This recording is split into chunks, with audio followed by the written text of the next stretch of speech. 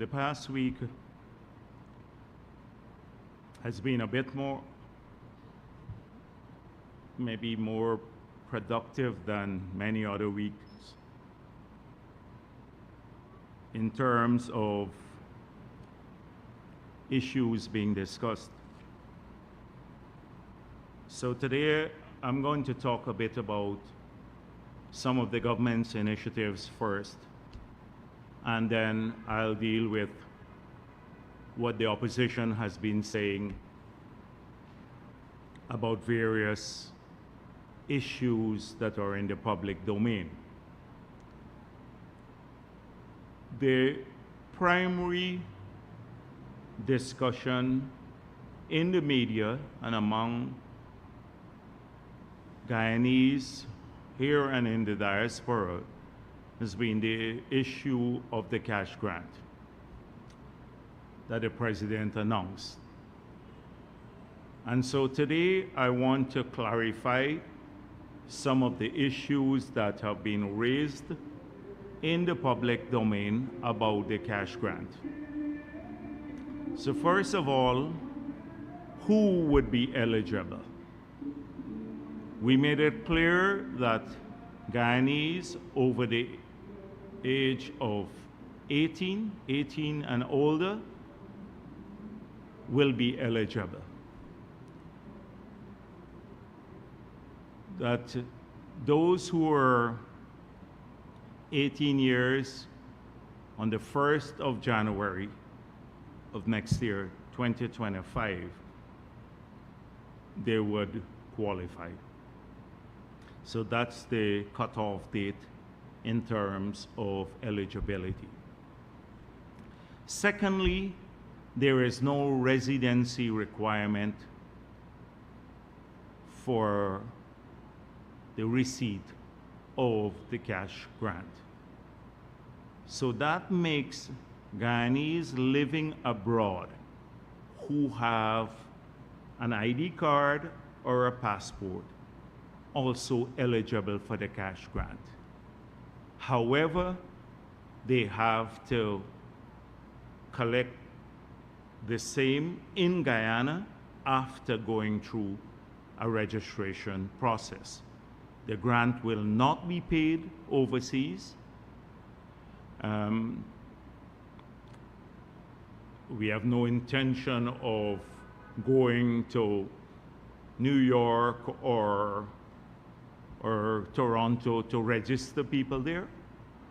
They will have to be in Guyana, register here, and they're eligible as Guyanese, provided they have the requisite documents to prove such, that they can then receive the cash grant. This enormously simplifies things for us,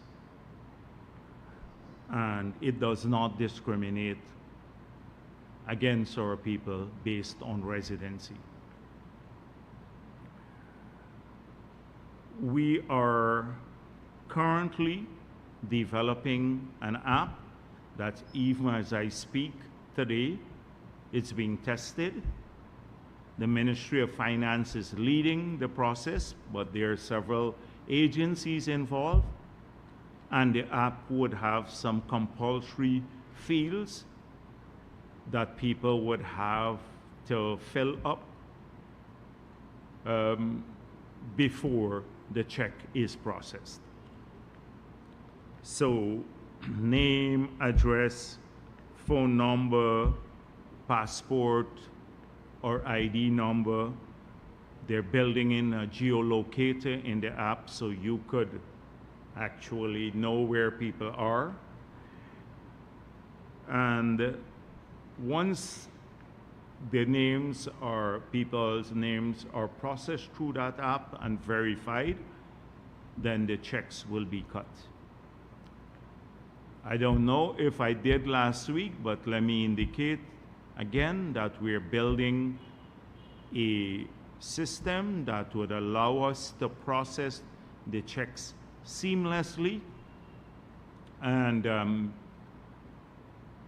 that people would be and most of the payment will be done in checks, excepting for those cases, mainly in the hinterland, where we will have to have another system, but carefully scrutinized system, with the involvement of the Auditor General's office throughout the whole process, not just in the hinterland, but on the coast, verifying all of the payments.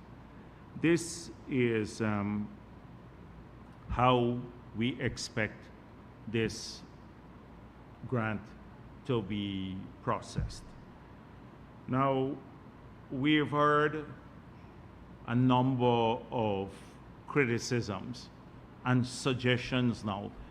It's almost laughable how people who are opposed to the payment of the cash grant, like Winston Jordan, now has a lot to say about who should be eligible and who shouldn't be eligible.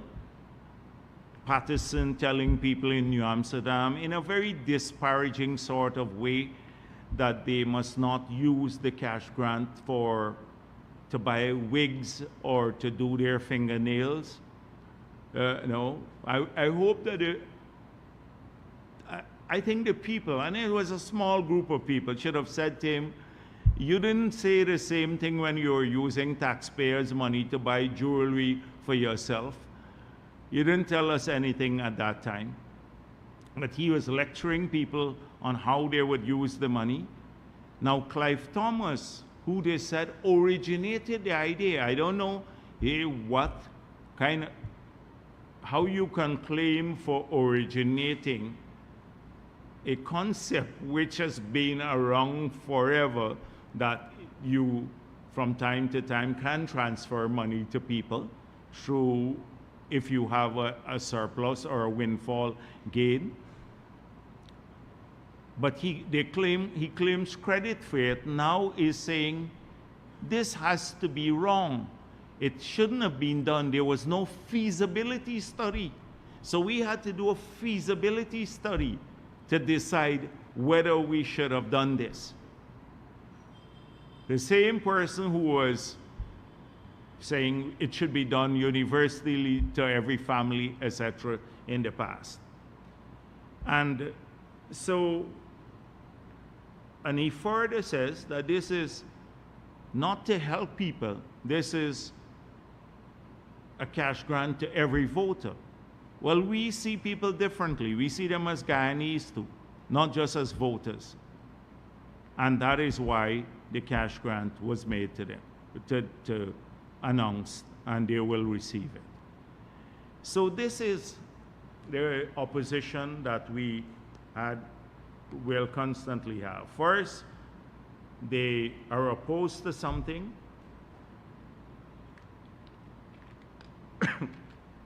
Then they have an extravagant suggestion. Then when we do it, they claim credit for it, and then almost try to own it, then have all kinds of suggestions as to how it would be improved, but they were opposed to it. So this is a recurring pattern. We see it every day on every single initiative that we have done.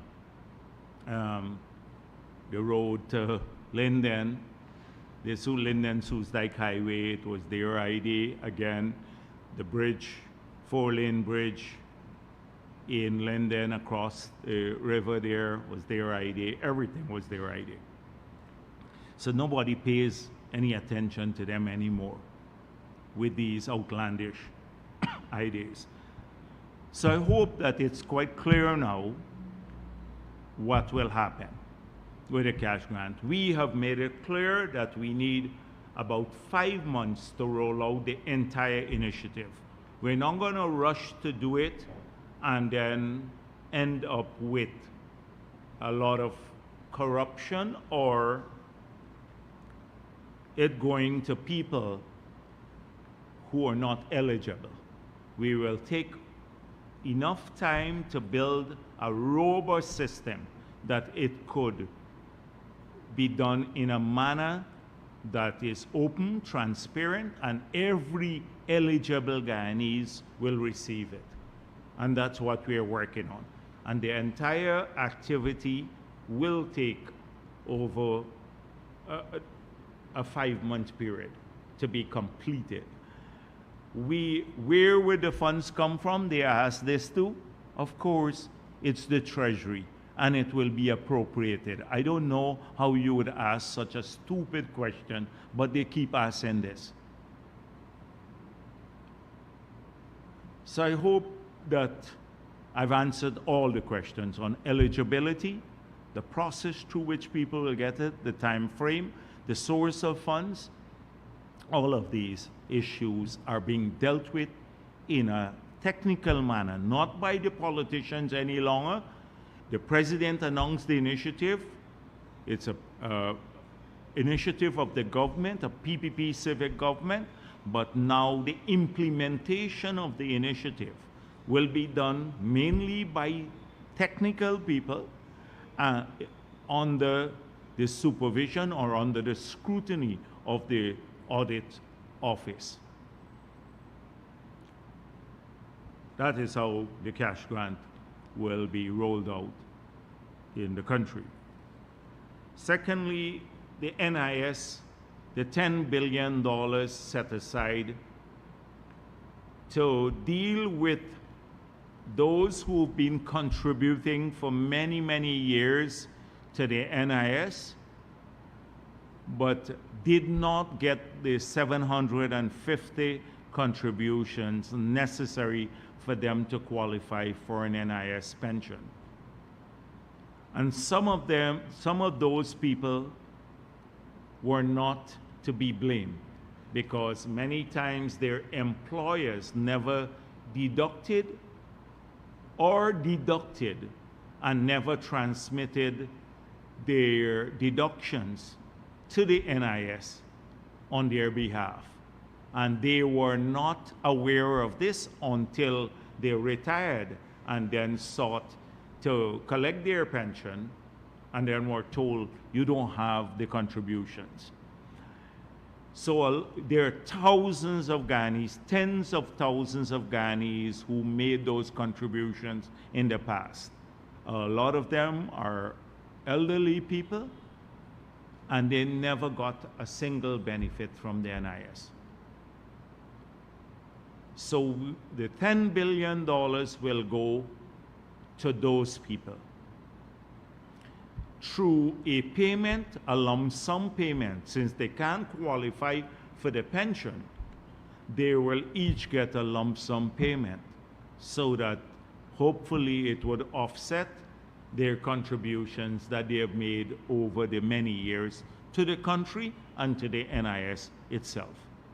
It is a sad situation when you go across the country and people tell you their story about the contributions that they made or how their employers ripped them off,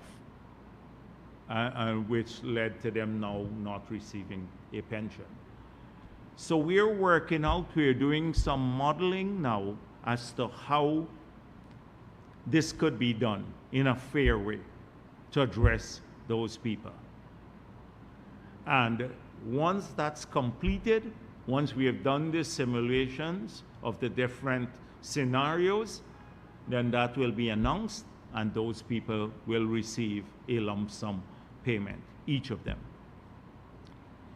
Apart from that, we intend to make a big cash injection into the NIS itself, because for years the NIS has been paying out more benefits than it has been receiving in contributions. So that puts the fund at risk, so that when all of you retire, that you would also be able to receive your pension and the NIS will not go bankrupt. So the government has undertaken to also fill the gap for the NIS for those pensioners who will continue to receive pension over the many years to come, and those who having qualified now or who would be qualifying, they can get their pensions too. There's another group of pensioners who've been asking. We've raised the minimum pension since we got into office at the NIS. Not that we have done this, because NIS is not government. NIS is independent. Many people think NIS is government. But the minimum pension has been raised, but a lot of people did not get an increase in their pension, unlike what the state did, which is we promised to double old age pension in the 5 years. We moved from 20,500 when we got into office. It's now 36,000 this year per month, and it will go to 41,000 next year. We will fulfill that commitment, but those are for our pensioners, the government pensioners, old age pensioners. But those in NIS have seen the minimum pension raise, but not an increase in their pension. So they have been making a case to us, and they need to make a case to the board. But I want them to understand that we are trying to preserve the NIS so they will continue to get their pension first. And then hopefully they will also get increases too. Once the fund is in a better position to afford those increases. So we are paying close attention to the NIS.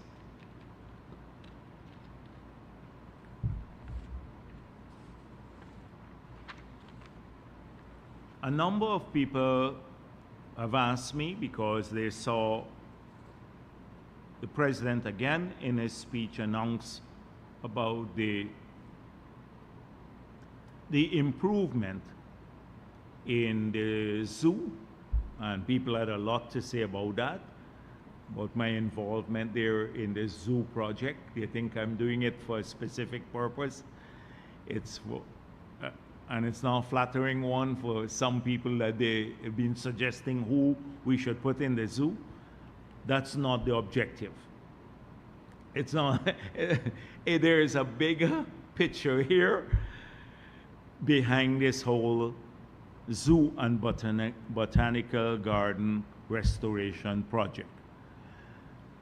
And so I hope that some people, there will be a public consultation tomorrow afternoon at 4:30, and I asked them to get some young kids from school and bring them along too, because it will be more discussion with focus groups as to how the final product would look.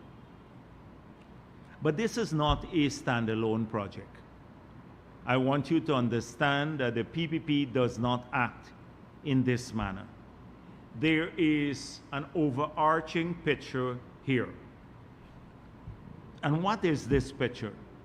We have outlined this through the low carbon development strategy.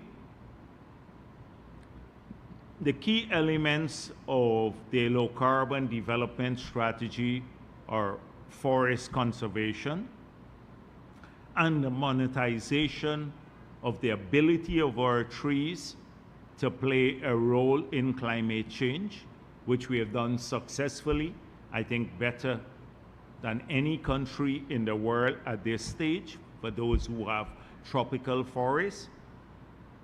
Another element of the LCDS is biodiversity protection, and we're working here locally on improving the laws, expanding the amount of areas in the country to put under some form of protection for preservation of biodiversity.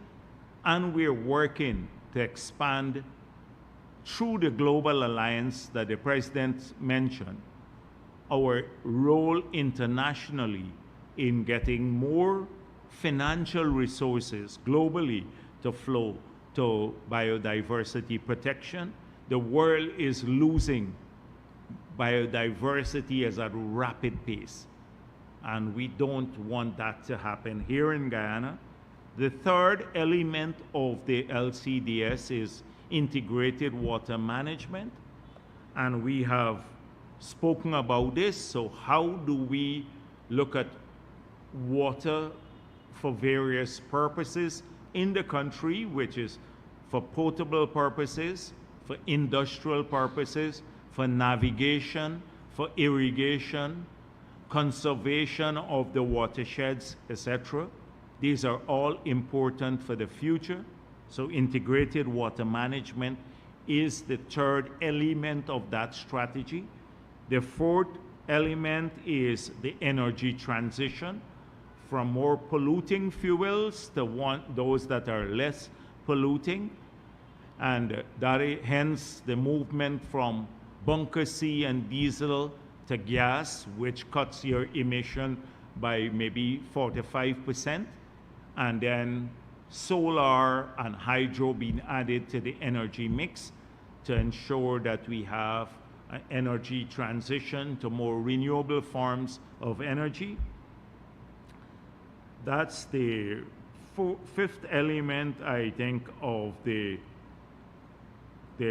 fourth element. The fifth one is the sustainable management of maritime resources, what we call the blue economy. So not just the exclusive economic zone and the resources therein, like fisheries and the navigational channels through our exclusive economic zone, but also the subsurface rights of the exclusive economic zone or maritime borders. That's considered the blue economy. That's another element of it. And then adaptation for climate change. I have explained that at great length about the 16 new cokers, the 19 pumping stations with 39 pumps, the Hope-like canals in several regions, the water conservation programs, the 40 mobile pumps to better manage water from which we're vulnerable to, because both from flooding from the sea as well as from the backlands. So all of these elements are part of our low carbon development strategy. And trust me, there is a lot of work going on behind the scene to advance our agenda on all of these fronts. You don't see it every day, but we do a lot of work to advance the agenda here locally and internationally too. So these are just some elements of it. Then, allied to all of this is urban and coastal restoration of landscapes and beautification of landscapes. So right now, I have the Forestry Commission working on a project to bring initially 5,000 flowering trees from the hinterland, in the forest, to the coastal areas to be planted here. Over the next 5 years, we planned along the coastal area and going up all the way to the highway, the East Bank, to plant 50,000 flowering trees. It will transform the landscape of the coastal area, including Georgetown. This is leaving out the palms that we will buy from local suppliers, as well as some of the Ite palm that we plan to bring from the hinterland to plant along our highways, some of those. So this is a 50,000 flowering plants or trees along the coast, transforming the urban landscape here in Georgetown and throughout our entire coastal belt, upgrading it. If you look at what's happening, also the president is working with the King's Foundation, and they're working with us to upgrade the Georgetown itself. Cycling lanes, walking lanes in the city, covering some of the open canals so we can improve the aesthetics of the city, the cleanliness of the city, and also more recreational areas in the city. We're doing hundreds of community grounds in the hinterland and here along the coast. In Georgetown, all 34 community grounds in the different communities across from Agricola to Cummins Lodge are being done, but this is happening in Berbice, in Region 2, all the regions. But I'm just giving you some examples that will be upgraded. These are spaces in the evening where people, with lights, where people can have better recreational facilities. The aim is along the East Coast, all of those roads that you see leading, the canals going out to the seawall, where they're overgrown with bush and stuff, to put in lights and maybe walkways, so on the villages on the East Coast, different parts of the country, people can have recreational facility in their villages that they can go out with their family, etc. So it's part of that. There is that plan for urban, coastal renewal, beautification, 50,000 flowering plants over the next 5 years to improve vegetation.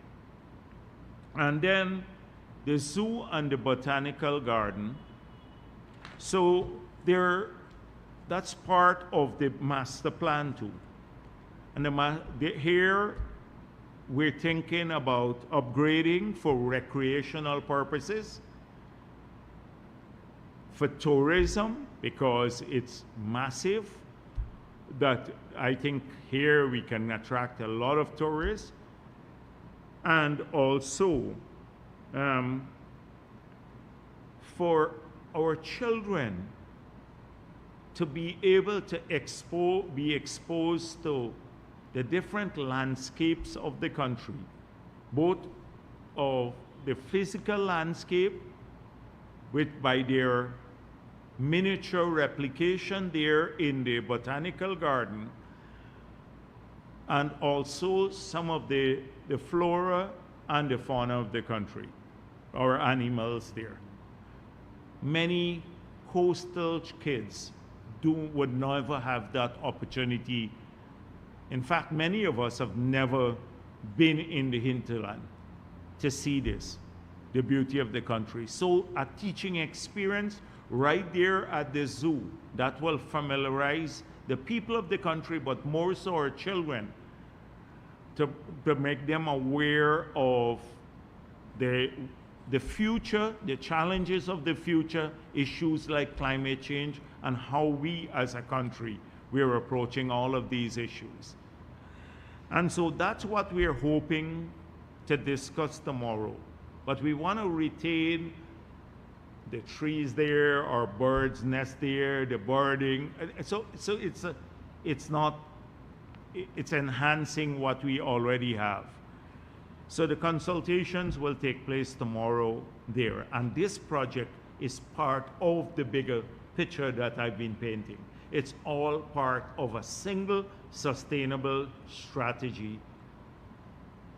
And it's a long term, and it's well planned. And then, of course, introducing in the curriculum at various levels, from nursery all the way to tertiary level, some of these issues that make people, the Guyanese citizen, more familiar with the challenges that we face and how the country will rise to those challenges and the role that they have to play. So this is all part of a big strategy. So don't think of it in isolation, this project. And then, but we will need a lot of help on this. People, like we have a grading and shaping exercise going on the East Coast, clearing the parapets.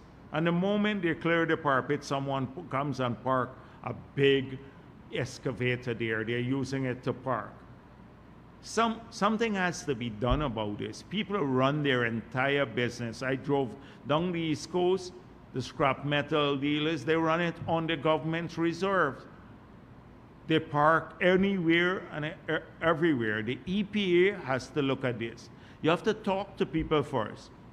We want to encourage them to get with the program because they will be the first sometimes to complain how dirty the place looks.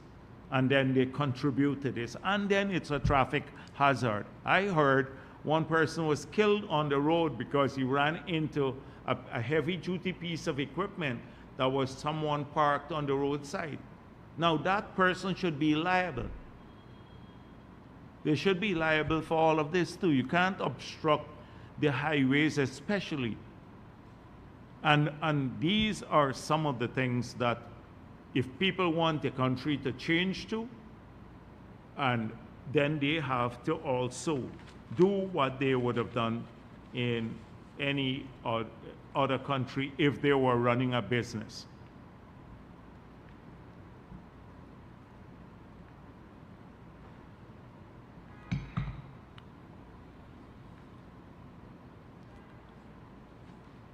I just thought that sometimes my programs are a bit here.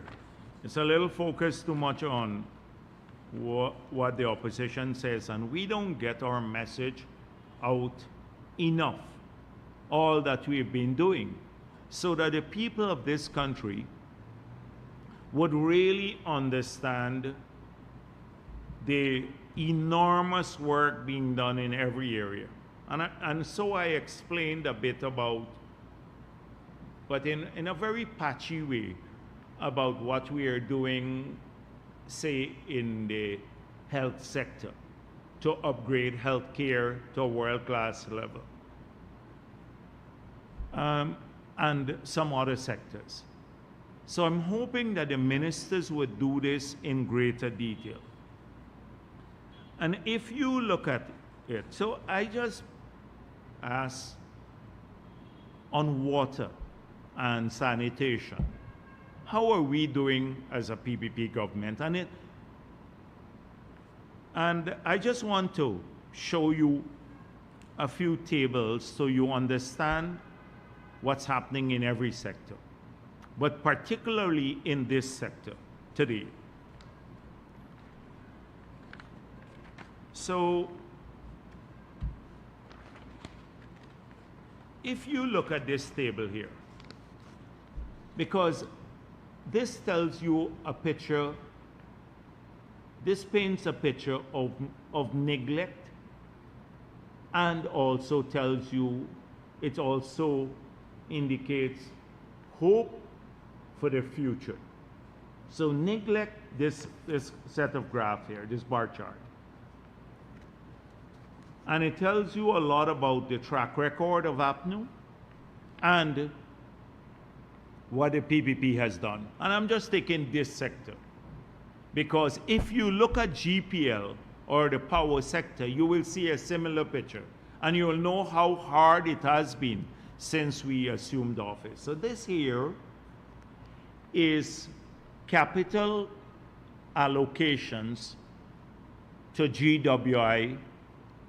First of all, these are the 6 years under APNU, from 2015, 2016, 2017, 2018, 2019, and part of 2020.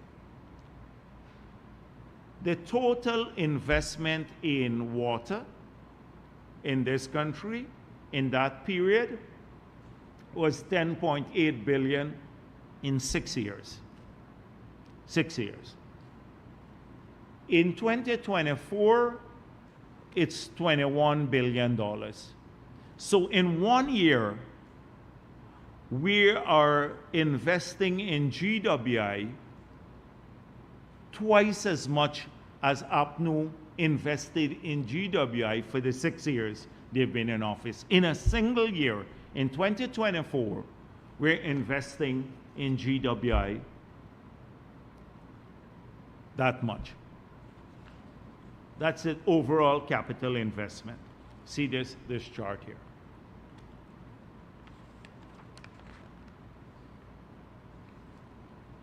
In coastal water supply, this is coast, along the coast where the bulk of where most people live. In the 6 years, they invested $2.1 billion. This year alone, it's $14 billion. So it's about 7 times more. In this year alone, that we're investing than the entire 6 years of APNU. In a single year on the coast in water supply, we're investing 7 times more than APNU invested in 6 years in water. The same pattern for hinterland water. Same pattern holds. You see the graph here. And then urban sewage and water too. It's the same thing. They invested $1 billion in the 6 years in urban sewage and water. This year alone, it's $1.5 billion. So in a single year, we're investing more. This tells you a lot. So what have we been investing in these years? I'm just giving you 1 year, but if you look at the cumulative total, it's about $46 billion we've invested since we got into office. And for what precisely?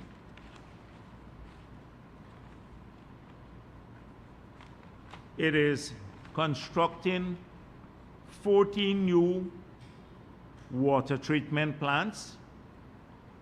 12 have been awarded already, and 7 will be completed by the end of 2024, and another 5 in 2025. This will benefit 181,000 people who will now have treated water in Guyana through 12 new treatment plants that are already awarded and right across the country. I'm not going to give you the locations because I'll ask them to make this public. 2 surface water treatment plants will soon be awarded for the Hope Canal and one at the Lama Canal on the East Bank, so that we will now, like how we are treating surface water in Georgetown, we can then treat the surface water there, so we don't have to do wells, which would be more abundant to supply the massive new housing schemes that are being built on the East Coast as well as the East Bank. Apart from these 14 new water treatment plants that will benefit 181,000 people, we are rehabilitating and upgrading 12 of the 28 existing plants to extend treated water coverage to an additional 40,000 people. So we have 28 water treatment plants. We are now upgrading 12 of them to expand the amount of treated water that could to serve people. And that's another 40,000 beneficiaries. We've already procured and about to install 15 small iron removal plants for villages along the coast. And 55,000 people will benefit from this, so that they'll remove the iron from the water that a lot of people complain about. We are now upgrading about 200 kilometers of transmission main for water along the whole coastal belt. And that would benefit almost all the people who live along the coast. And we're spending about $2.1 billion on hinterland, this year alone, on hinterland water improvement. This is what our plan was. Many people don't even know this. You don't hear about this often. You don't see the differentiation between the two governments. I just given you what their priority was. So APNU spent on that Durban Park failed project more money than they spent in 6 years in upgrading sewage in the city. Sewage treatment. More on that project alone. That's a failed project. You see it now. It's rotting there, etc. 600 million missing on the project. But they spent more on that. It's not that they did not have money. People think they didn't have money. APNU, when they came into office, we were running the country, and we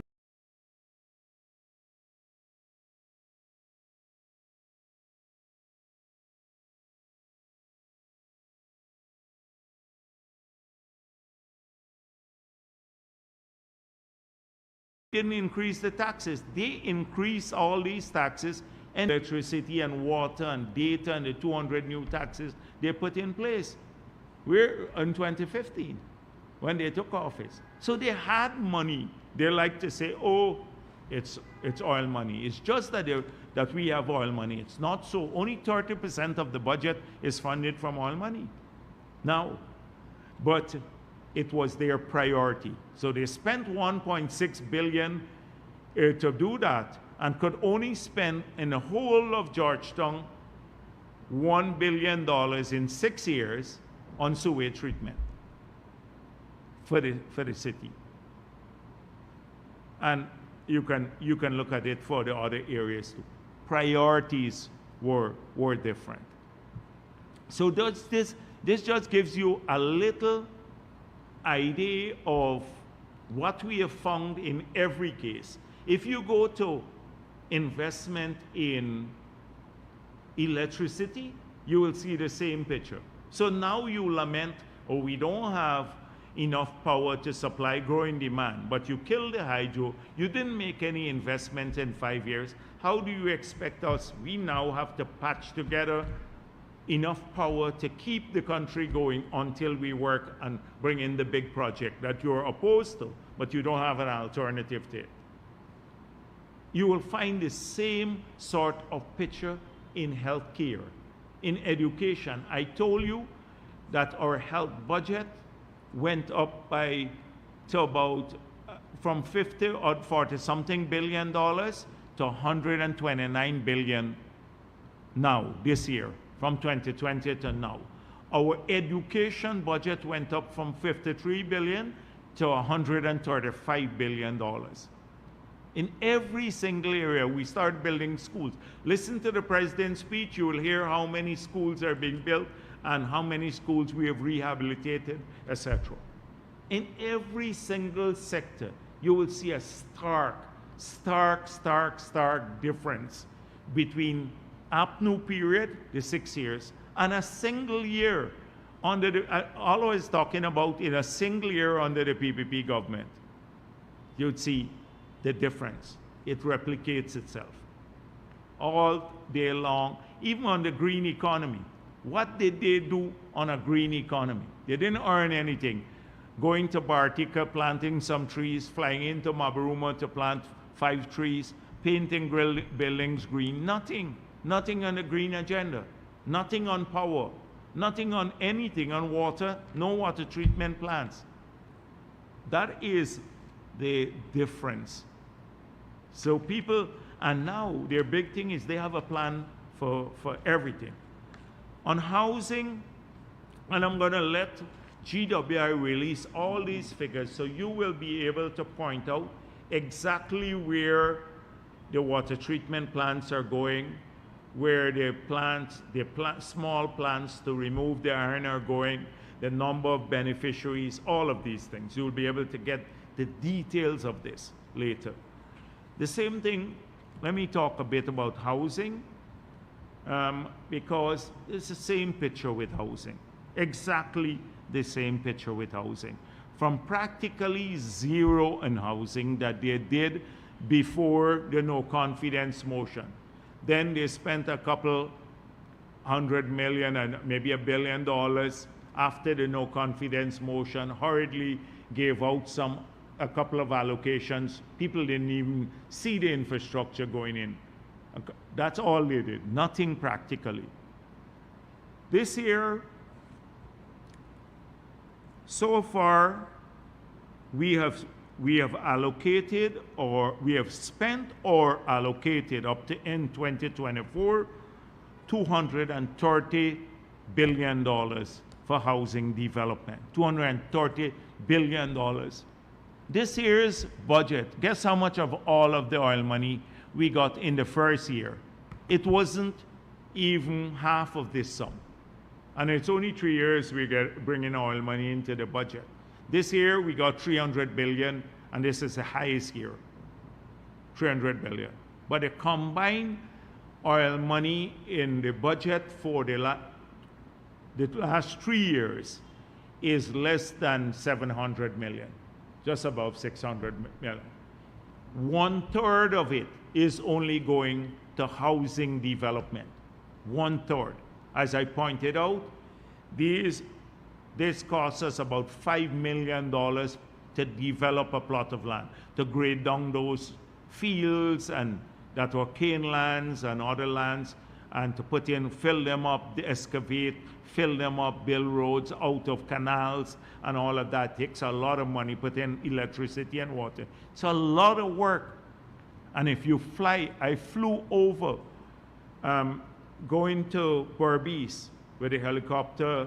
I was flying over the East Coast, and it's impressive. You can't see it from the ground. You can't get a true picture of the vast amounts of work being done in East Bank and East Coast and other parts of the country, in Region 3 especially, because these are where the bulk of the demand are in.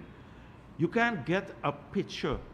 I wish they would fly over and see the massive amounts of work being done by Guyanese contractors, transforming barren landscapes, rice field land, into what will be thriving communities of the future. And people have their allocation now, and the infrastructure is being put in, and soon they will start being able to go to those places. If they only see that from above, and maybe some people should do small videos of this, then you will see the impressive amount of work being done by this government since it took office, in spite of COVID the first 2 years. How they changed the landscapes that have been taking place in these areas. It's unbelievable. They wouldn't have even come out of the planning stage by now in 4 years, as they did nothing. They only were giving lands to a few of their connected people. So $230 billion allocated. The 2025, we plan another $52 billion. So that will take us to $283 billion in the 5 years. And that will be around to do the 50,000 house lots that we plan to, we said we wanted to do in this term. Now, they're already up to 38,000 allocated, the numbers that they gave me. Plots of land have been allocated so far. And if you look at the regions, they have not done much in Region 1, but Region 1 now, they're building some homes in the Matakai area, and also Mabaruma now is slated for next year, because, so Region 1 will have major things here. Region 2, 755, 812 in Region 3, 23,263 in Region 4, 1,000 in Region 5, 1,800 in Region 6, 134 in 7, but they're expanding next year again.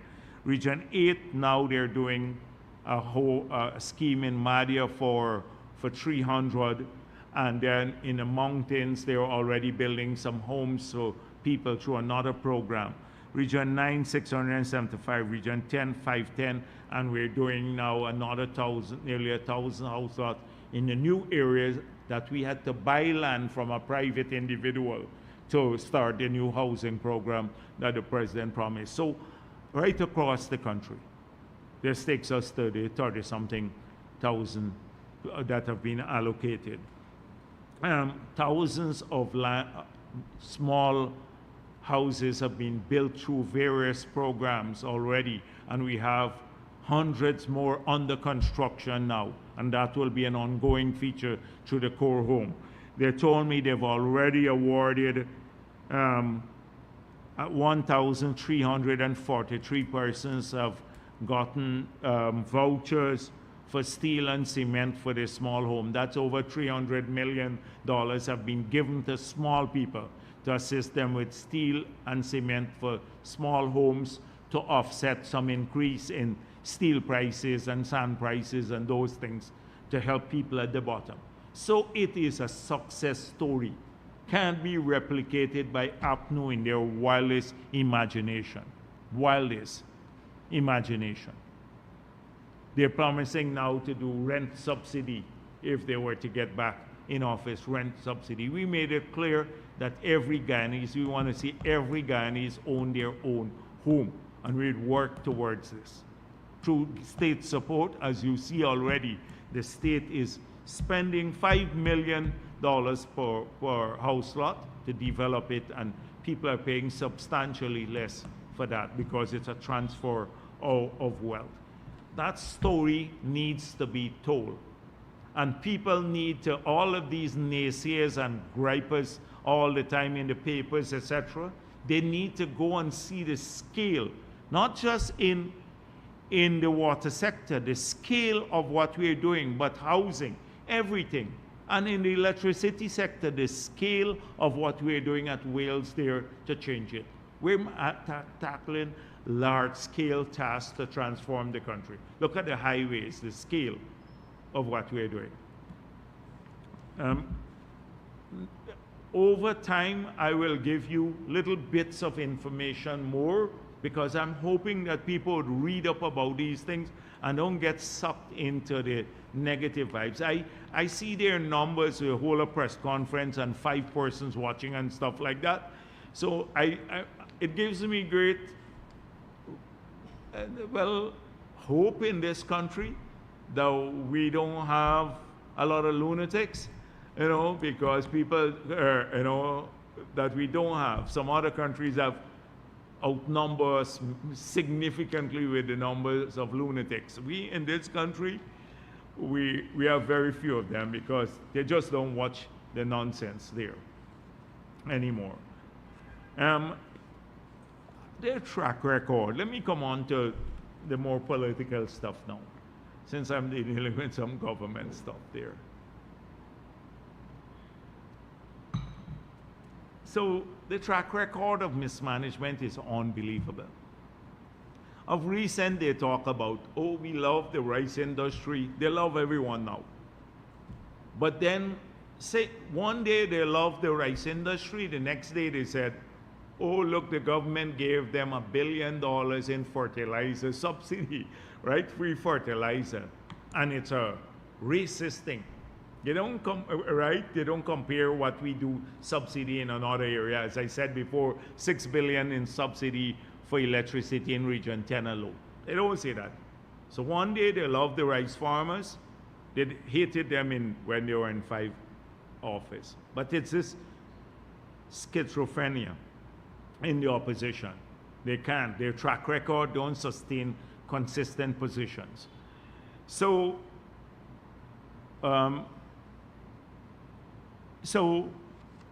yeah, you're right. They cut the farm-to-market budget, the farm-to-market roads budget. They cut the D&I budget significantly. So how do you grow rice if you can't bring the crops out or get access to the backlands? How do you grow rice if you can't get water when you need it into the fields and water out of the fields? Now, rice contributes, not just rice, every sector of the economy we want to expand, especially so when the oil goes, we can still have multiple other sectors of the economy, manufacturing, hospitality, etc. And having said, talk about hospitality, let me digress. I went with the president to see, I just went across to the Eden Hotel. It's a fantastic product. And I hope that people will go and visit and to see. This is Guyanese own hotel, an international brand that they brought to Guyana. And I've been to lots of boutique hotels around the world. I can't find any that will match the beauty and decor in that place. And it happened, it's owned by a Guyanese. And I'm so proud of the people there that they made their investment, etc. As I said before, when I go to different places, I mentioned Starbucks and see these Guyanese working there, or Marriott. Our people are working, running these places. There was a time they said, oh, we couldn't do these things. We didn't have the skills, etc. They're doing it at a high level. Hard Rock, all of these. Their crew is entirely Guyanese, from managers to everyone there. And they're running these places in an excellent fashion. I'm so proud of the product, and there will be many others of a similar nature. Many others. But coming back to rice, since I digressed on hospitality, because that's going to be a big industry by itself too. The APNU, this is their track record. They lost the lucrative Venezuelan market as soon as they got into office, lost it completely. We had a quota there to Venezuelan market that was giving us nearly twice the world market price, the rate of the export of our rice. They lost that. And then we had signed a contract with Panama since 2014. By 2018, they also screwed that up. They screwed that up too. And it's through the effort of this government and President Ali and that we managed to get a payment that they couldn't get in their period. We had to go threaten arbitration, go to arbitration, do all sorts of things that you saw recently. The Minister of Agriculture, this is the story. 1.5 billion to 19 local rice millers. They received their money from 2018. We're in 2024, 6 years later. 6 of those rice millers were forced to close and lay off people. That's their track record. Just incompetence, pure incompetence in every single sector. They damage the sugar industry, the gold miners. By increasing taxes and on machinery and equipment, they had trouble there too. The output for in the forestry sector fell by 50% production. People in the Kwakwani, Aichuni corridor, Linden corridor lost hundreds of jobs when Baishanlen was closed. This is the track record of APNU. It's just an indication now. This week this happened, and I just wanted people need to look at this, but there's a story behind this. And the story is not just about not receiving payment, it's about APNU's incompetence. Is story. Every day, if we look carefully, we can be reminded of their total incompetence in the 5 years that they ran this country. This is replicated 1,000-fold in every sector. In every sector. I can point this out to you. So the next one is track record again. APNU has this way in selling things out. So on the East Coast, when we got into office, the NDCs that were controlled by APNU were selling out all of the lands along the canals. If you go to Monrepo now, there you'd see a big Chinese building there on one of the reserves between 2 canals. They sold that land out to a businessman. We had to go to court now, and we're waiting a ruling on that. There's a Chinese facility just by Monrepo there. That NDC sold it out. Remember the Plaisance NDC was selling out land at the back to a number of people. We had to stop that too. We had New Amsterdam, if you talk to them, they sold out a lot of the lands there. Here in Georgetown, this city council was selling out land to people, to private individuals. And in Linden, they were doing the same thing. Every NDC that they control, they were selling out state assets that they don't own. They don't own the reserves, nor do they own the land in these areas. And imagine, this is a track record of the PNC. They did this at the national level when Jordan was, after even they lost power, was busy selling, they were transferring lands to people who didn't even pay for them. Hundreds of them who were politically connected. And one would think that now in opposition, they will stop this behavior. And now at Maka Arcadia, it's the same. The PNC controls this NDC. The NDC does not own the land. This was settled in court. The NISIL has legal titles to these lands. The court matter, when we are looking at the reserve for the roads, settled this issue, that the lands belong to NISIL.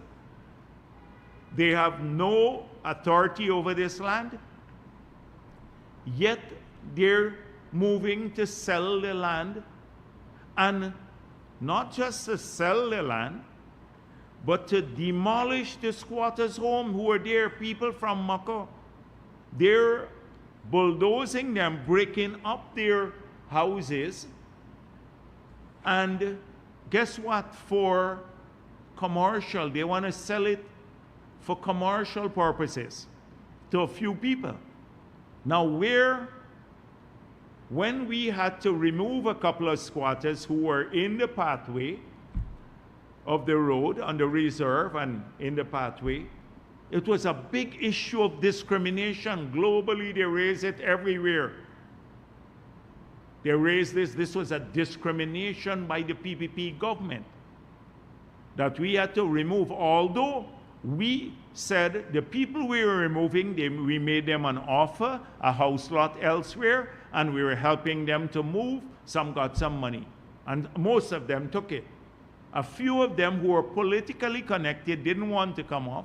We were forced to move them, but we retained the offer to them. Now, the same APNU went in, broke down the squatters who were there long before on these lands that they don't own, the NDC own. Not a word from the rights activists, Rickford Burke and all of the other clowns and criminals. Not a word from them about discrimination, and they want to sell it to some for commercial development. What's our position? The ministry made it clear. And if they dare do this, they get locked up, because we're not going to tolerate it. The ministry had already issued a circular to warn NDCs, all of them, PPP, APNU, cannot sell land that you don't own. Twice we've issued that circular since we got into office to all the NDCs and the municipalities. And if they persist with this, they'd face the legal consequences, because it would be fraud. They already were committing fraud before. This NDC was committing fraud before. They were selling lands out there even when APNU was in office. Now they think they can persist. But the ministry made it clear. The ministry said, we're in the process of getting some of these lands transferred from NISIL to housing. That we did an occupational survey. We know all the people who were squatting there in the different fields before, so we're not going to tolerate new squatters. But those who are there, we believe they have a legitimate right to a plot of land. When we regularize, they will get a plot of land. That is how we treat with the people who are squatting there. They will get a plot of land. The ministry said that. But we're not going to tolerate this. But where are these rights activists now? When the PNC, APNU broke down the squatters' buildings on land that is state land that they're trying to sell now. The PNC, APNU is trying to sell the land. And by the way, did anyone follow up with what's happening with the MICWAC? that PNC owes the city council $6.4 billion. They got a notice to pay this money. Why are they not paying? What, the city council is ducking it under the carpet. I don't see any media house going after it. Trust me, if the People's Progressive Party had owed up $10 to the city council, they'll be hounding us every single day. They'll be calling and say, why are you not paying the city council? $6.4 billion, nearly 2-3 years of their budget. And nothing is being done. This is what happened. The PNC council rented out all of the prime properties to the PNC in different parts of the city to the PNC for nothing, practically nothing. Nothing. Yeah, the double standards, not only shocking, they're nauseating, the double standards in this country.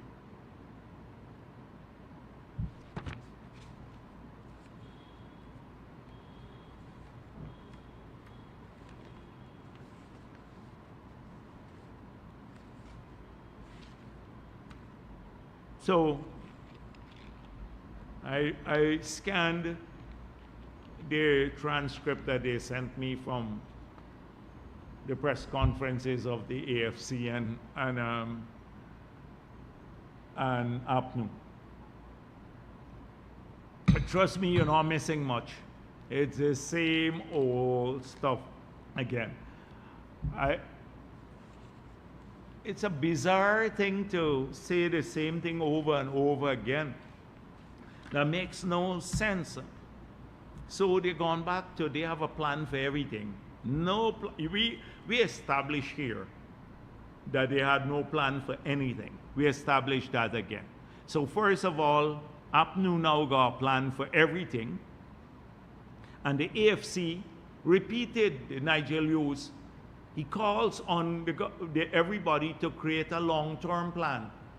That we need a long-term plan. You create your own long-term plan, let the country see it. We already have a long-term plan. So he has no plan too. He's calling for a creation of a plan.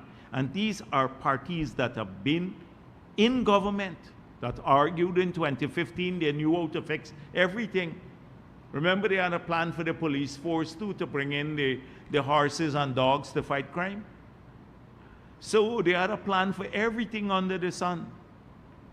So they have a plan again. So their plan is now, it's bizarre. Free electricity, free water, free rent, free mortgage, free cooking gas, free travel. They're going to give you everything free. That's their plan. Nothing, no, not thinking anything out, just saying nonsense, pure nonsense. Anybody, the United States of America, the biggest economy in the world,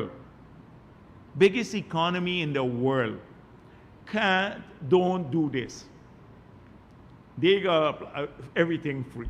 You don't have to practically work in this country.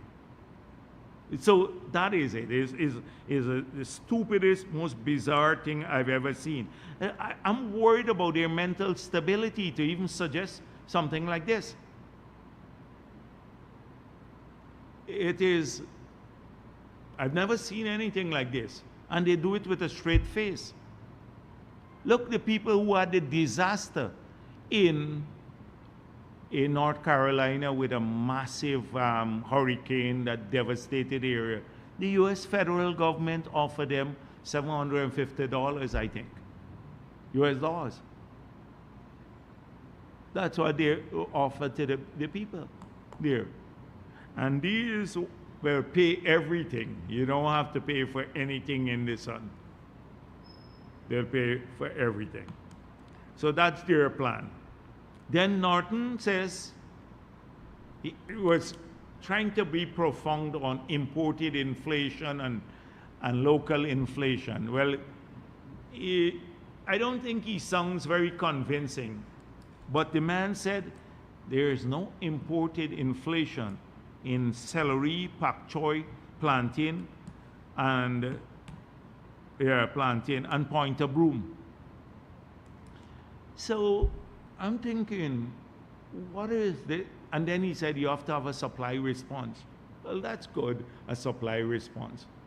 But how could, it's the same thing like the pepper sauce and breadfruit chip and plantain chip strategy that Granger announced for our people. We live in a different age. Our young people want high-tech jobs. They want to grow the same thing but differently. They want a whole range of stuff. And you, on one hand, you're cussing the farmers every day, and you want them to plant more of this stuff. This guy clearly lives in an era from the 70s when you had price controls and we had nothing in the stores. And they go around locking up people for, no, so a farmer move his plantain from $100 a pound to $105, they would lock him up. He just not produce the plantain anymore. Not dated and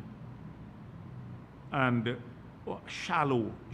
I can't even respond to this sort of discussion on inflation, like a serious discussion on inflation.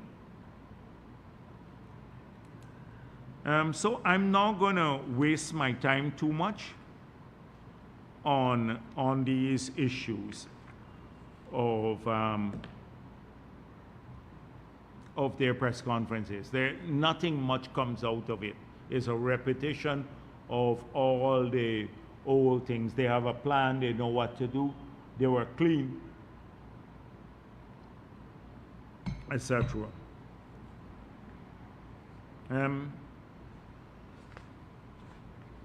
Now,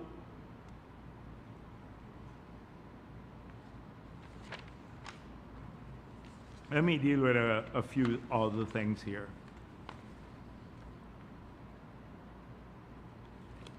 So a lot of these are from the Kaichor News. My dear friend Glenn Lal, the new political leader for his political paper. All week long, he's been cussing me about I'm anti-free press. Now, let me repeat again what I said before.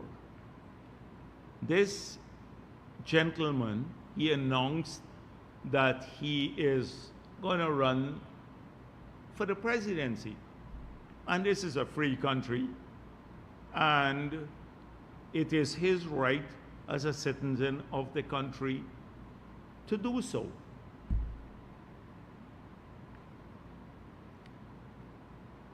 I wish him good luck in his campaign. But that makes his newspaper now, which he uses to distort every day things that we say and to glorify himself and his positions, hoping to enhance his fortunes as a political leader now. So this happens routinely in the country, and he has a right to do that too. He has a right to lie as much as he wishes in his newspaper and to distort as much as he wishes. This is a free country. We don't have an obligation to believe him, because you got to be really crazy to actually believe anything they write in the papers any longer, having had a long history of distortion of the facts.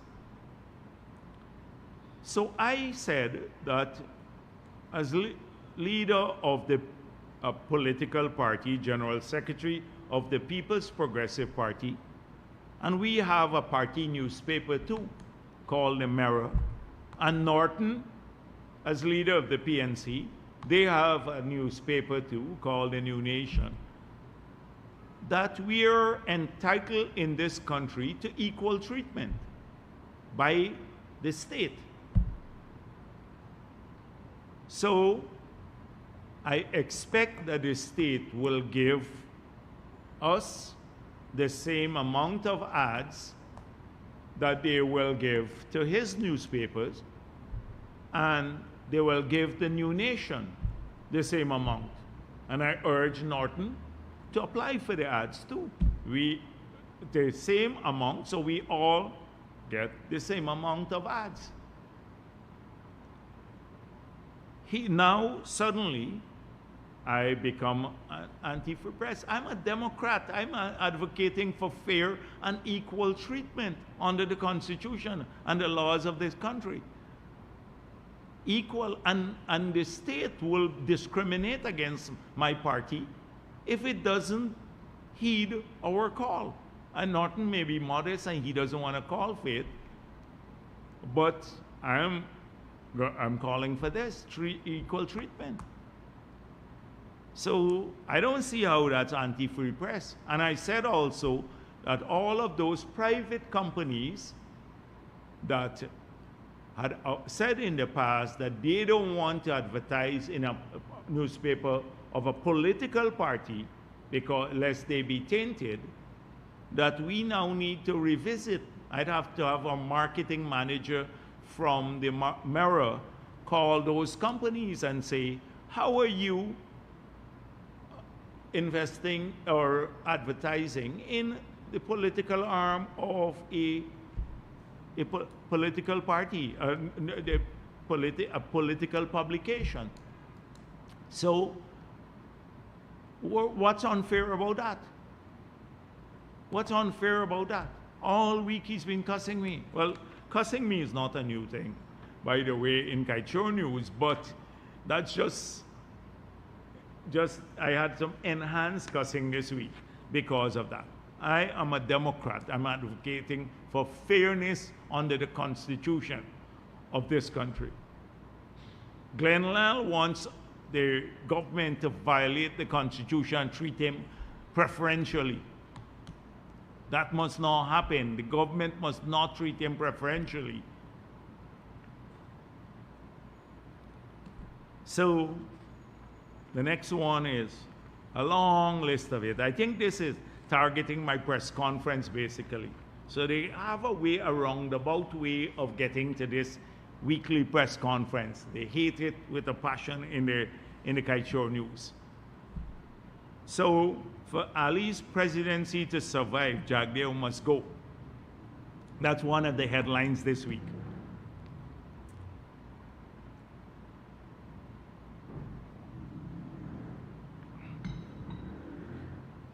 So let me read a section from it for you. These weekly diatribes have not only antagonized the supporters of the opposition, but has also galvanized and energized them. So I know who I antagonize is Glenn Lal watching this press conference right now. He's watching it and he's probably very antagonized here.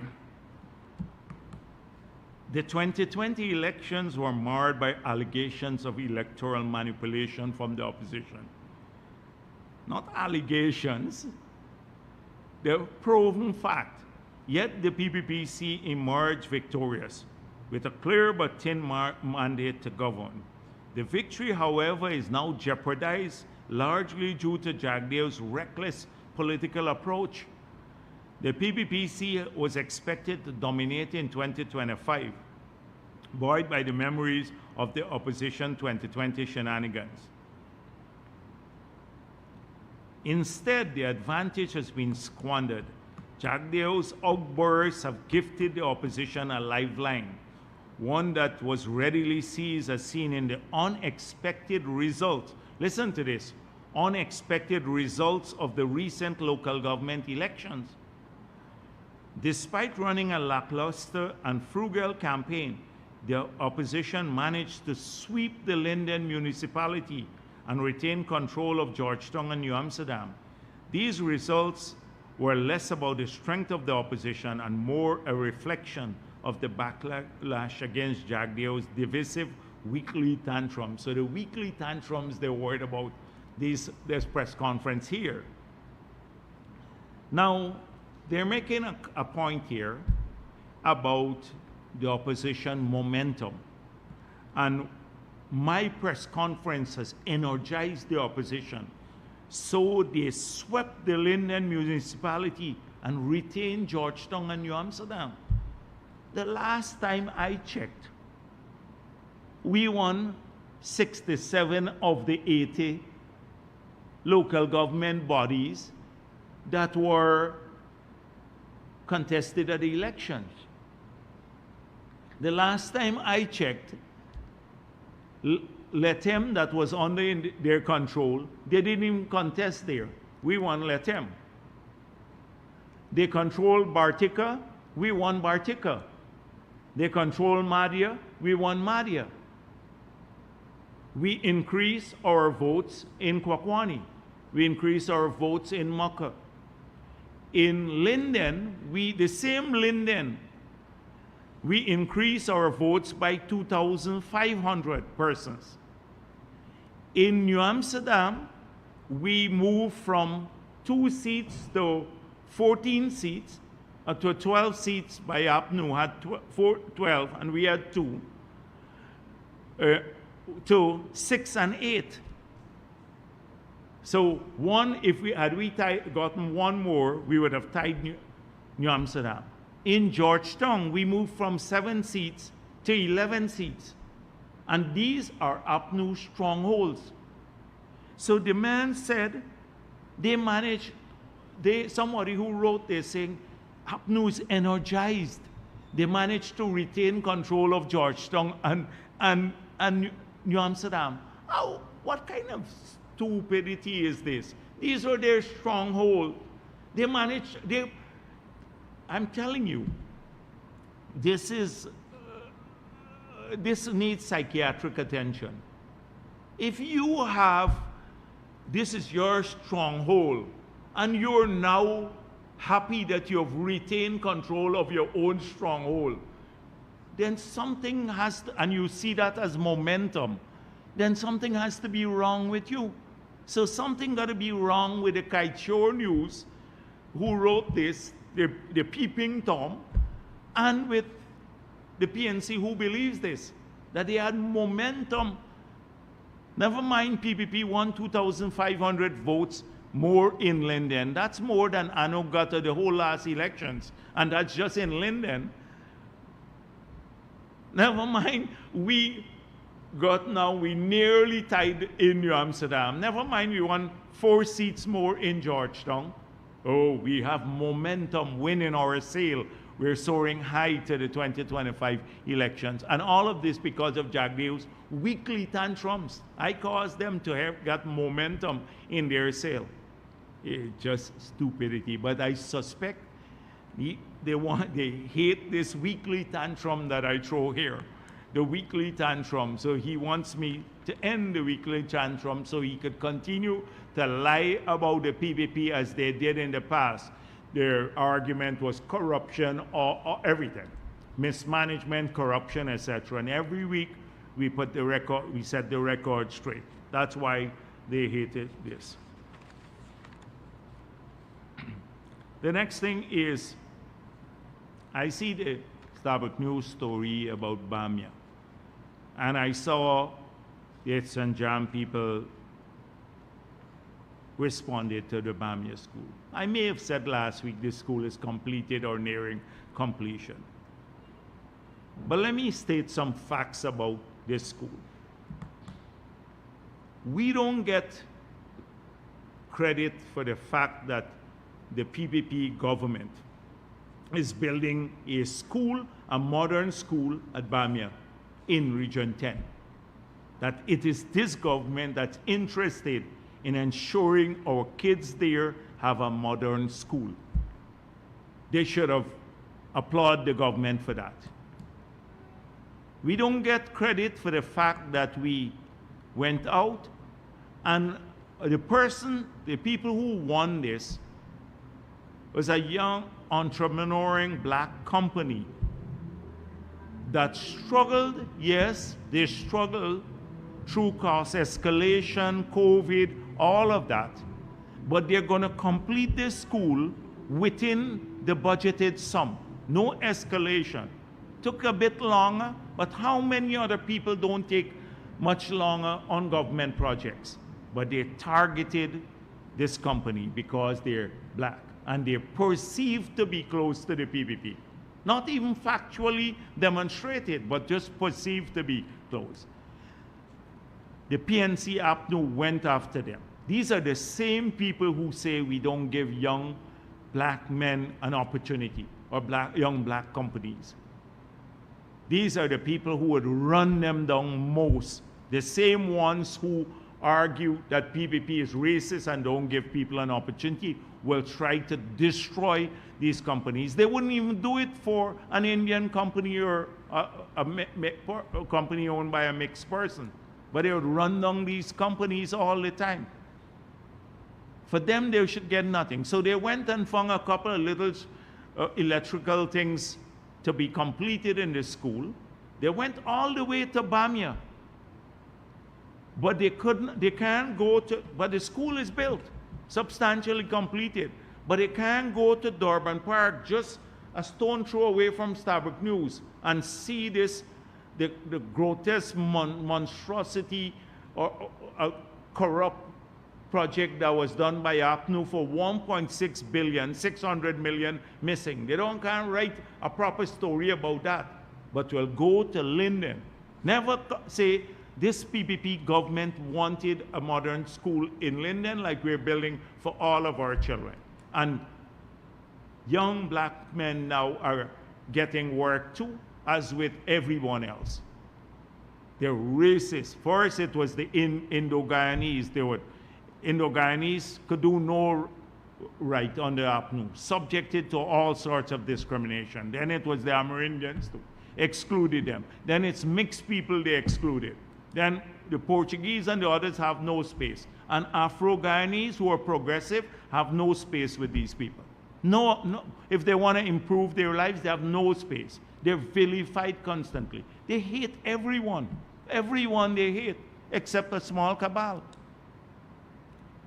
And they don't want them to succeed because then they want to say, oh, look what happened. People are still not getting an opportunity. When they get opportunities, these are the ones who run them down the most, these people and their surrogates. So it's disgusting for me, totally disgusting. These are, you know how many progressive companies with young people of every race, you look at it. And mixed people too, who are nothing, they can't find a ground with APNU now. Two, every race getting work. And I'm proud that so many black-owned companies now are now blossoming under the PPP. You just look at the imagery, never happened under APNU. They didn't have a color. Whoever could have paid them walk with a bag of money over to the office of president or to Ministry of Public Works. The color of the person didn't matter. It was the color of what they had in the bag. That's what mattered to APNU.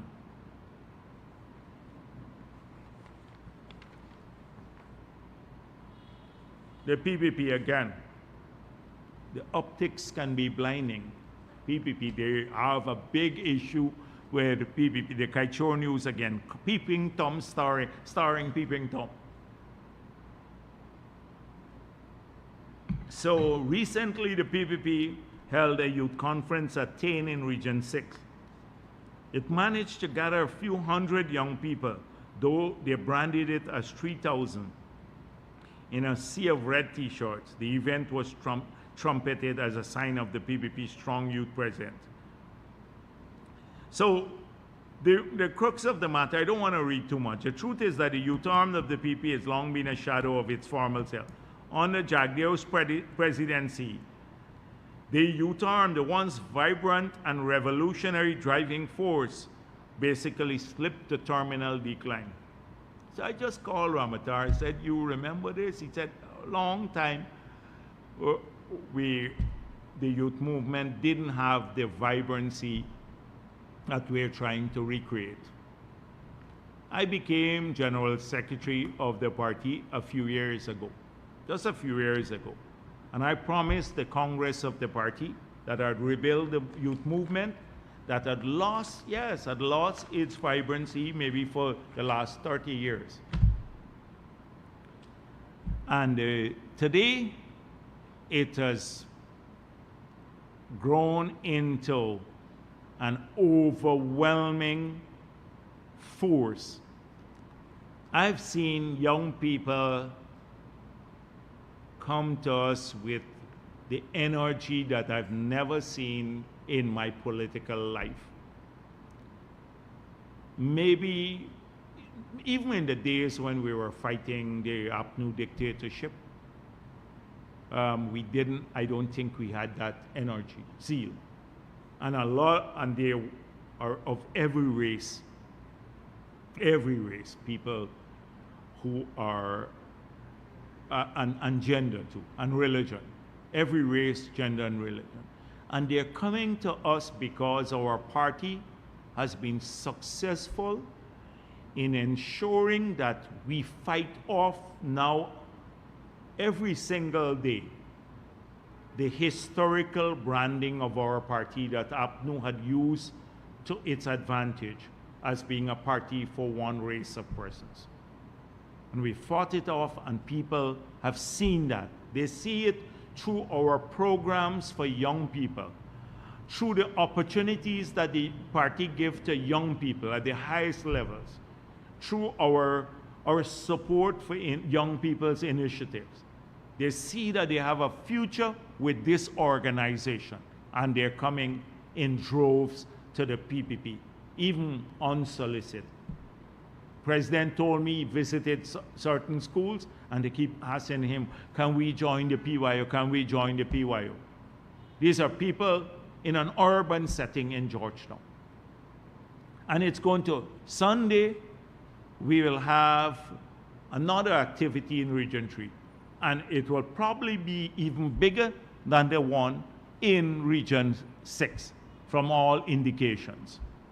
And that one was over 3,000. So they said a couple of hundreds. They can't even bear the thought. It bothers them at night that this is what's happening. There's a resurgence. I promised the Congress that by the time we get to the next Congress of the party, the Congress that was held last year, that we'd have a 5,000 strong PYO. We've gone to nearly 10,000 people already who came. And we haven't even completed some of the regions as yet. And so they have a hard time. And so the 5,000 people, I can go, the 3,282, 844 were from, let me tell the peeping Tom, since he's worried about the hundreds, let me tell you how it was divided in Berbice. 844 from New Amsterdam, Platanka 44, Enfield 84, Wyburg 41, Canefield, these NDCs 185, Ordnance 129, number 19 149, Firish 102, Kilcoy 128, Rosehall 84, Portmeron John 197, Wim 340, Hogsty 120, Blackbush Polder 109, Adventure 52, Maida 75, Macedonia 53, 51, Good Hope 28, 52 63, 169, 64 74, 123, Corriverton 160, Crabwood Creek 89, Oriala 40. That's how they came up. We don't lie to people when we said it's 3,000 over 3,000. That's 3,282. We document, because you're fooling yourself. If APNU and Glenlal, they want to live in a dream world, that they have momentum now. They have momentum. It's a dream world. I just gave you that to give you an indication as to the numbers, but it's very hurtful to these people who sit on the sideline, and when they see the resurgence of the youth movement in the PPP, the drive behind these young people, the multi-ethnic nature of the gathering, it sends them into a nightmare. And that is why they react with these vile letters. Cussing me don't bother me too much. You can cuss me as much as you wish. What happens on the ground is what matters. How we support young people and how we bring greater benefits to the people of our country is what matters to me. I don't give a damn about what they think about me in the kite show and the other places. And they would say next week that's arrogance. Jagdeo doesn't give a damn. So, I see a lot has been spoken about, including Nigel Hughes, on the Brutus matter.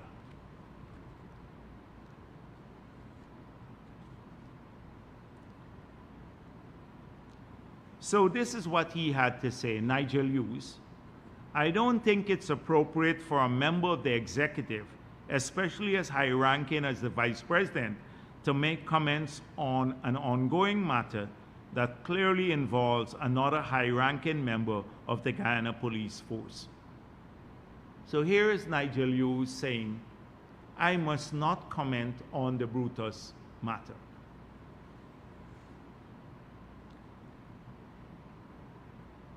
This is a statement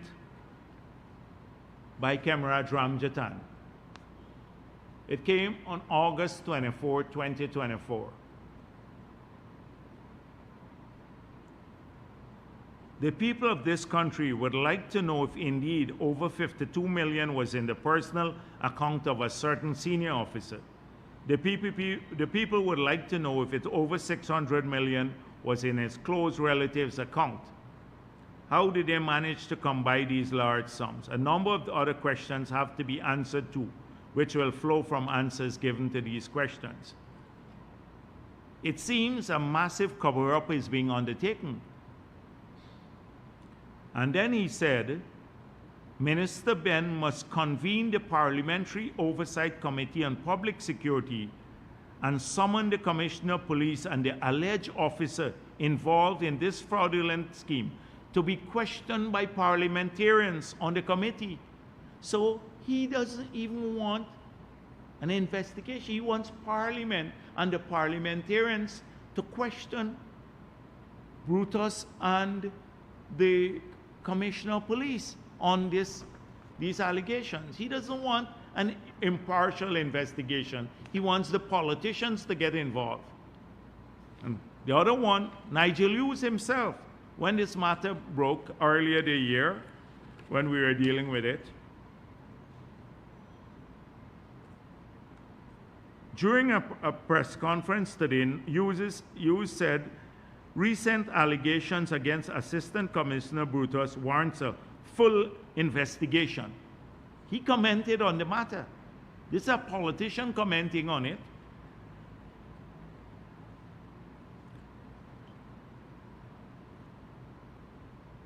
He said even more worrisome than the allegations was the attempt by the acting Commissioner of Police to deflect attention from the issue by saying it was untrue. Here he is saying Brutus is engaged in deflection from the issue. He then goes on to say that the PPP will cover up this matter. There will be no impartial investigation of Brutus under the PPP. It will be swept under the carpet. So let's have an external agency investigate it. Norton, he also presses for independent probe against serious allegations against Brutus. I don't want to read, but it talks about corruption,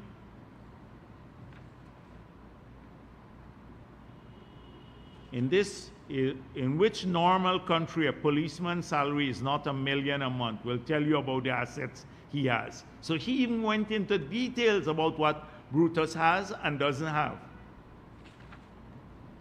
Can you imagine these were the people who were saying, this man is close to the PPP. We have to have an external agency investigate him. Soku is susceptible to political pressure. The political pressure will come on him and on Soku, and Soku will not be able to conduct an independent investigation. Therefore, nothing will come out of the matter. Now that Soku has conducted an independent investigation, has recommended over 240 charges. Now that the DPP has an independent institution in Guyana has recommended that over 240 charges be laid against Brutus. Suddenly, they're saying that I must not comment on the matter. Now, what I commented on at the beginning was not the details of any matter. What I said at the beginning was there shall be no political cover-up. There shall be no political cover-up. And the chips would fall where they may. I said there shall be no political cover-up. We have proven that to be true. There was no political interference or cover-up of the matter. But they, APNU and the others, cannot believe that you could have a government that will do an impartial investigation, because when they had the allegations against senior officers, you remember what happened. None of those matters. There were several allegations against three senior officers under APNU, and none of them surfaced in charges. Nobody was charged. They had some sham investigations and covered up the matters. So they can't believe that what we did would happen. But suddenly now, they don't want me to speak. They're taking Brutus's side. So at the beginning when I spoke, I said no cover-up. Last week, when I spoke about the matter, I said that he has filed a constitutional motion against the government, and we will respond in our affidavit to the motion before the court. Now, he has a right to approach the court as any citizen, but we have a right to defend ourselves too. And since this motion is public,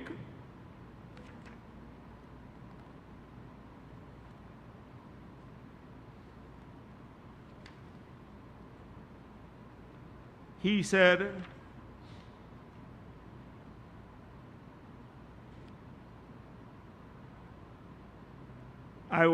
he was informed by the acting commissioner of police and verily believed the same to be true and correct, that about July 4, 2024, Honorable Bharrat Jagdeo, Vice President, directed I be transferred from the position of Deputy Commissioner Administration to facilitate Assistant Commissioner Budram to gain experience in police administration. I never spoke with Hickins about any transfer of anyone. I don't deal with the police force on a day-to-day basis. That's one. Two, he claims somewhere in this document that some Miss Hiralal and her husband and Minister Hamilton told him that Hiralal told him that the Vice President already knows that he's anti-government and anti-PPP and will learn soon. I never spoke to Miss Hiralal, never spoke with Miss Hiralal. That's the second thing. And then he claimed, rightfully so, that the press conference, many people thought that there wouldn't have been a SOCU investigation of Brutus because he's so high in the police force. But it's happening now, and you see how it's unfolding. And they're leaving no stone unturned to get to the truth, to the truth. As I said a few weeks ago, let the chips fall where they may. So we wanted to get to the truth. I reported there is a SOCU investigation. So we're going to respond to a lot of these issues here. But the duplicity of it all, is this unethical opposition. The same people who are saying that, oh, this man is totally corrupt and the government will not do an independent probe, are now saying, because I speak defending the government's right to do the probe and saying that the government will do an impartial probe to get to the truth, I'm now being vilified by these unethical people, Nigel Hughes and the others. It just shows you. And he appears with the same criminal Rickford Burke on the program. And it tells you a lot about people like Nigel Hughes. He came on the scene hoping to capture the imagination of people that he is new and he is going to galvanize the opposition and cause some groundswell to come behind the AFC and APNU to have a chance at the next elections. And then it went off like a damp squib. Because everybody knows, every single individual in this country knows the track record of Nigel Hughes. His attempt to portray himself as new did not succeed, because twice before, once when they were in opposition but had a one-seat majority in parliament, and then in the period when they were in government, he was chairman of the party, the AFC. They know of the track record. They know of his connection to ExxonMobil when the agreement was signed. They know of his obscene defense of the conflict of interest and what he said, that Exxon interests will prevail above that of Guyana if there is a conflict between the two of them. This is purely obscenity. And so immediately people did not pay much attention. Then he went and discovered pit latrines in the interior, and he made that his new policy now. The champion for pit latrines in the country, abolishing pit latrines. And people realize he's a small issue person. Then he calls for, let's work on a long-term plan. They have nothing, they don't even have ideas. So it's being revealed all along, and he's losing traction. More and more they're losing traction. He went to Linden, expecting the ancestors, as I said before, sent him there, expecting a massive crowd. Nobody showed up. Even Norton laughed at him. And so, guess what he's gone back to now? It just shows the decline. Well, I can't say a rise and decline. I'd say flatline and decline, because he didn't rise. Flatline and decline. Guess where he ends up now? In the arm of the lunatic fringes that support them. Lunatic criminal fringes that support them. Bench cop program, Rickford Burke program, hoping to salvage some support. That those people who watch those programs, some of them lunatics themselves, not all of them, because some watch for the entertainment value and all of that. So, the lunatic, and Sherrod Duncan, by the way, and Sherrod Duncan, I should add him to the lunatic fringe. He's hoping to salvage some support from these people, right back to the lowest denominator, right back to there. They couldn't strafe too far from that. It's a sign of a failing campaign and failing image. So, he talks to a man now, Rickford Burke, who is a man wanted, who's avoiding now the coming to Guyana to face charges of extortion, a criminal who is a con man living in the United States of America, who argues now, he's been arguing that his connection to the political people in New York, and he's mentioned Letitia James and the Hakeem Jeffries, that they through New York will influence regime change by getting the people in New York, the law enforcement agencies in New York, to target the PPP. Well, I don't know whether you could believe him or not, but we'll examine it, because I know they make false reports all the time, like he did to the State Department, and that we want to kidnap him and bring him here.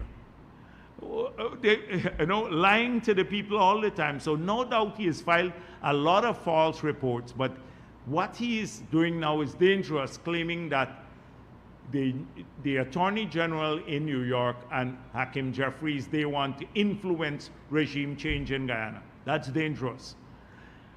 But we can't stop him from lying to the agencies, the law enforcement agencies, and making false reports. We'll respond to them. But this is the man, a conman, a serial conman, living in the US, and a criminal wanted in Guyana. That is his political partner. He has to mobilize now for Nigel Lewis. The other one, bench cop. I don't pay too much attention. So I watched Joel Bag one day put something, and then I said, what is this all about? And he said, Jagdeo has several bank accounts in China, and I have a Zaire passport now. So I sent bench cop with his boyfriend to China to open up these bank accounts for me. Because these people can be vile and nasty. If I tell you what I know of bench cop, it gets sickening. He was the reigning queen in the prison for 3 years.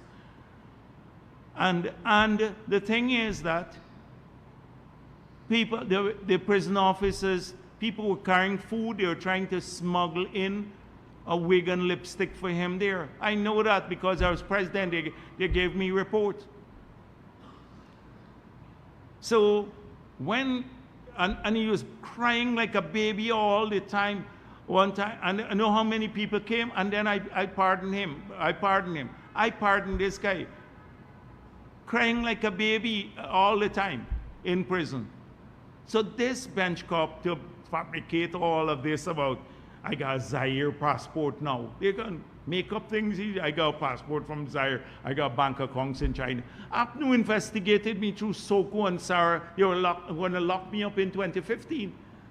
They did all sorts of investigation. That's the man that they are hoping would mobilize support for them. It tells you how low these parties have sunk. The low that AFC and the others. And I saw the Sheriff Duncan going in a vile rant against Craig and Gaskin, because the man got a scholarship. He must forever be grateful to them, the Craig. Well, if the logic persists, the 50,000 people who got scholarships under the PPP, we must think we own them and they have to vote PPP. It's stupid. But those people have more integrity than a Sheriff Duncan. Sheriff Duncan talking about integrity is, I can't find an analogy for it. It's this man who chronicled things. So this is the lunatic fringe that they are consorting with now. They can't go to mainstream. They can't go mainstream.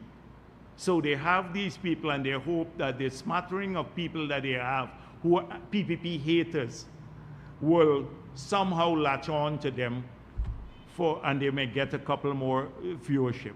It represents a new low in politics.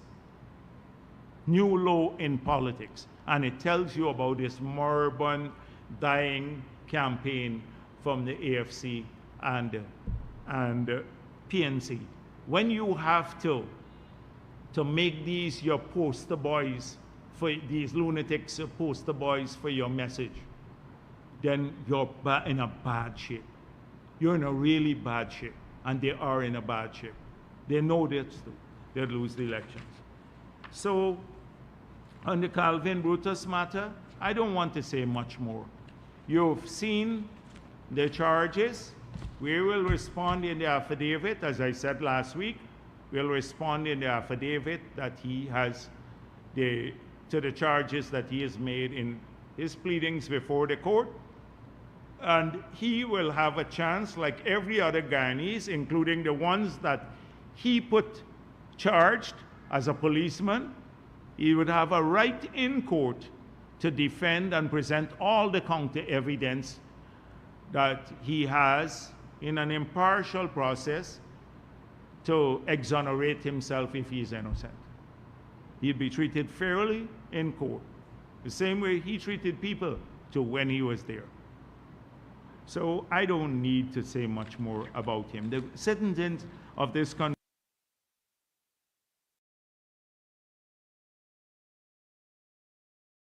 whether it's Brutus or anyone else, if you have any element of wrongdoing in the police force or anyone else, people will face consequences. So that's what I wanted to say today. Thank you very much. Dr. Jagdeo, Michael Rodriguez, Daybreak News. As it relates to the Brutus matter, there's been some new revelations today this morning by an online news entity that have been echoing Mr. Brutus's sentiments recently. And it suggested that Brutus had a bag of cats that he's going to let out. Are you worried that some of those cats might be PPP cats? No, but he could let out cats, dogs, pigs, anything that he has and he wants to let out, let him let it out. It is I think it's a form of blackmail. He is hoping that maybe there'd be fear in some quarters in the government that he could say something that's compromising to us, and they would relent on ensuring that justice is served. You got to be thinking again, if that's the case. Whatever he has to let out, he could let out. He could say whatever he wants. We have no fear of whatever he wants to say. So let him say it. I'll deal with it later. I'll deal with it at the appropriate time. But you see us worried about this? We're very calm, and he could say anything.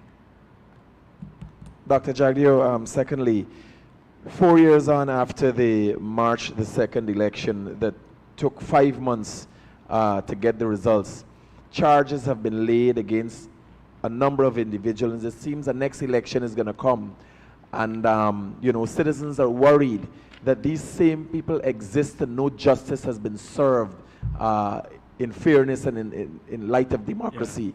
Yeah. What's the government doing about this and willing to tell the people? It's a reflection of what's going on. As I said, there seems to be two standards in this country. If the case involved anyone from the PPP, they rush through the court system. And then if they involve APNU individuals, PNC individuals, years would pass, nothing comes out of it. And so this question should be best addressed to the Chancellor, because they need to see that fairness is done, that the system is managed fairly. So I'm very concerned about it.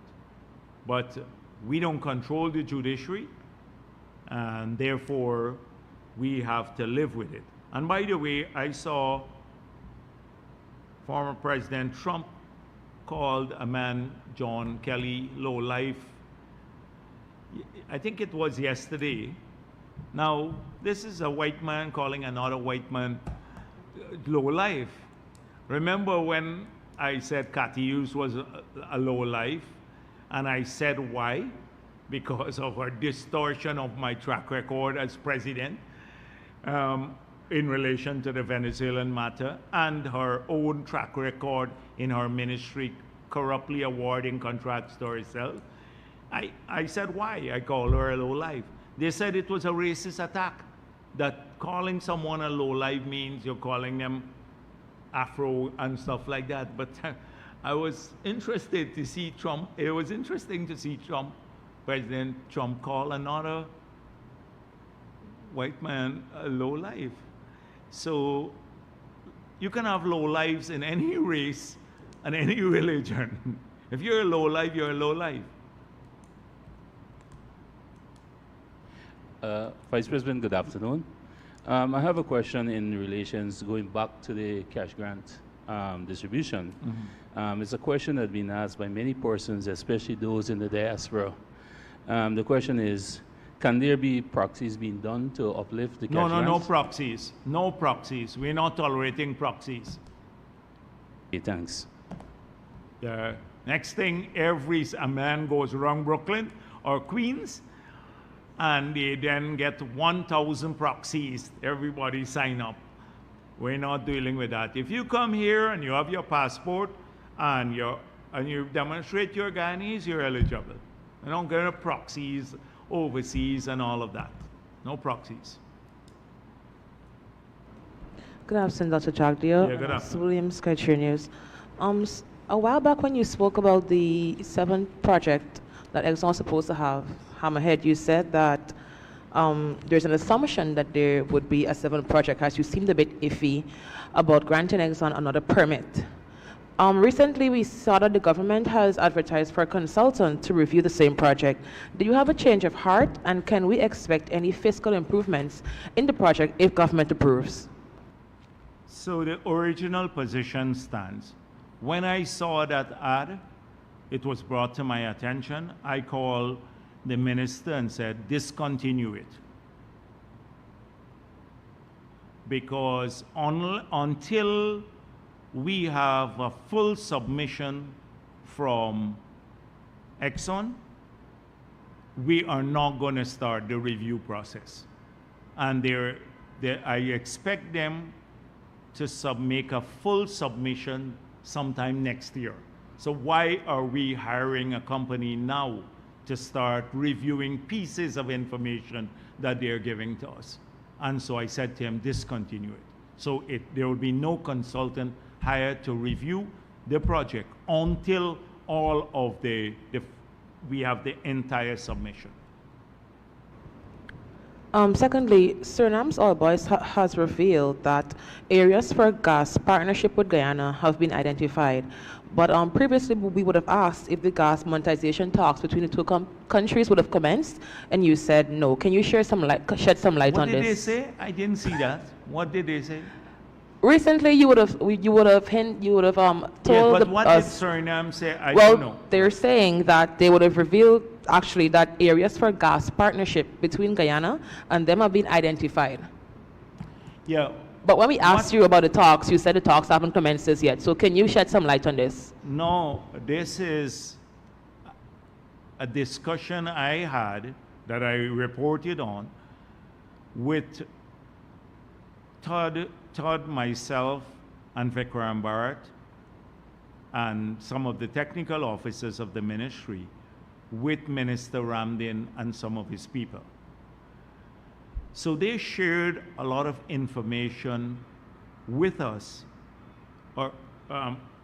about all the gas fields that are all their finds right across the entire coast of Suriname and also Haimara and Pluma. So they identify all these targets. So they shared information with an estimate as to how much gas they believe each field would have.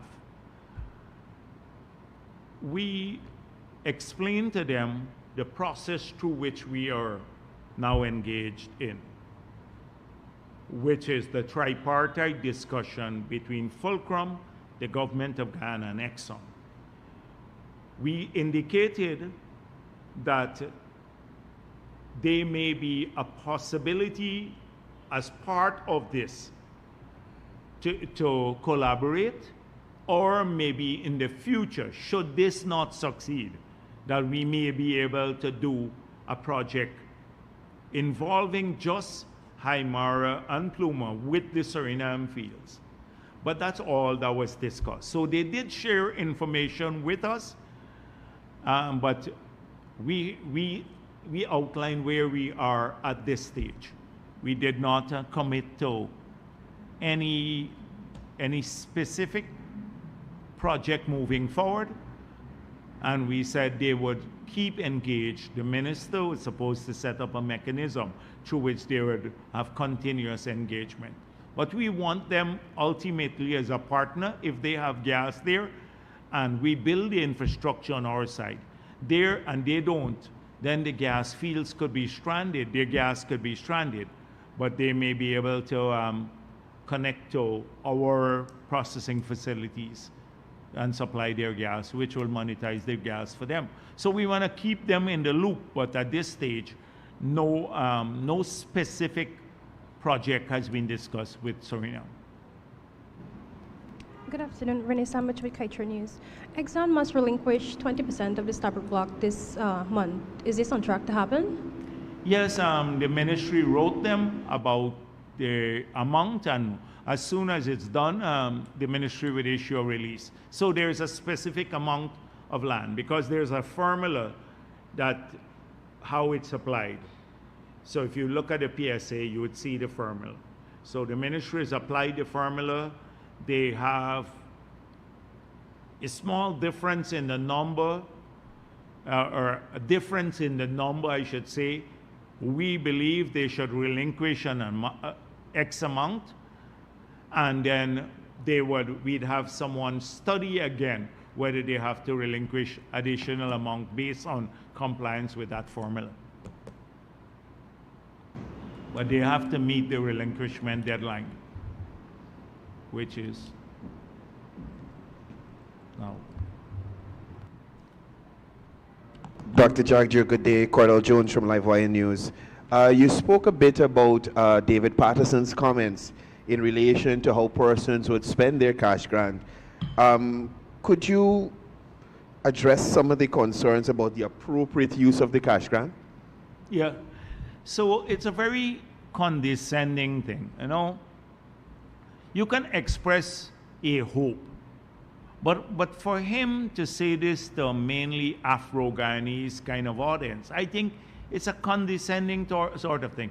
Now, when we do the business grant, I jocularly say to people, I hope you all, but these are mixed groups of people, Indo-Guyanese, Afro-Guyanese. Please don't use it to buy shoe or something like that. You can use it well, but we will not hold it. Nobody will come and shoot you if you use it otherwise. Because I don't believe that the state should really be getting involved. You can advise people. The president came up with a good idea, pooling resources, investing the resources, etc. But we are individuals. We have our own brains. We are a free country. We want to promote that, individual choices. We have that kind of liberal view of how people should live their lives, not with the state telling you what to do. Jordan said the same thing when he said no cash grant. It will not fly with the government. People would waste the money. You remember, what's the Minister of Agriculture, Holder? He said we couldn't pay the severance pay out now to the workers, although by law they're entitled to their severance, because they may waste the money. It's an old APNU kind of Georgetown-based, uppity kind of group, condescending, going out to rural folks and poor people in the low-income areas in the city. Oh, we know how to spend your money. People have brain. If they want to spend their money on going to a show, that's their business. I don't care. The choices they make. I would prefer them to do it, use it for something else. But how could you tell a man in this day and age what he must use his money for if you give him the money? And that's the sort of condescension that often. This is why it's an elitist party. Ordinary Afro-Guyanese don't have any room in the PNC or the AFC. Look at it. They don't have any room. They're just a condescending group of pretend to be sophisticated sort of people. Pretend, oh, they sip wine and can tell you all 10 different types of cheese that they would snack on, but it's all false. They go and cram it in the thing. It's not like natural, but it's sort of this air of pseudo-intellectualism, you know, and they sit around and talk about Chaucer and Shakespeare and sonnets from Keats and all of that, you know. That's how they live their life. It's make believe that they're different from others. They can know what you should do with your money. What did he do with his money, Patterson? And from what I gather, it's a substantial amount. But what did he do with his money, Patterson? And he still hasn't answered the questions that were posed to him about China. You also touched on Nigel Hughes appearing on the Rickford Burke show. Aside from him being wanted in Guyana, Rickford Burke normally uses language that is abusive to Afro-Guyanese. Do you think this hurts Nigel Hughes' credibility when it comes to issues about racial discrimination? They're all together because maybe he actually believes that. You know, everybody is a trench cropper. I heard Sheriff Duncan. Sheriff Duncan actually is probably the biggest trench cropper this country has ever produced. And he calls everyone trench cropper. The biggest cropper. We should put him as an exhibit.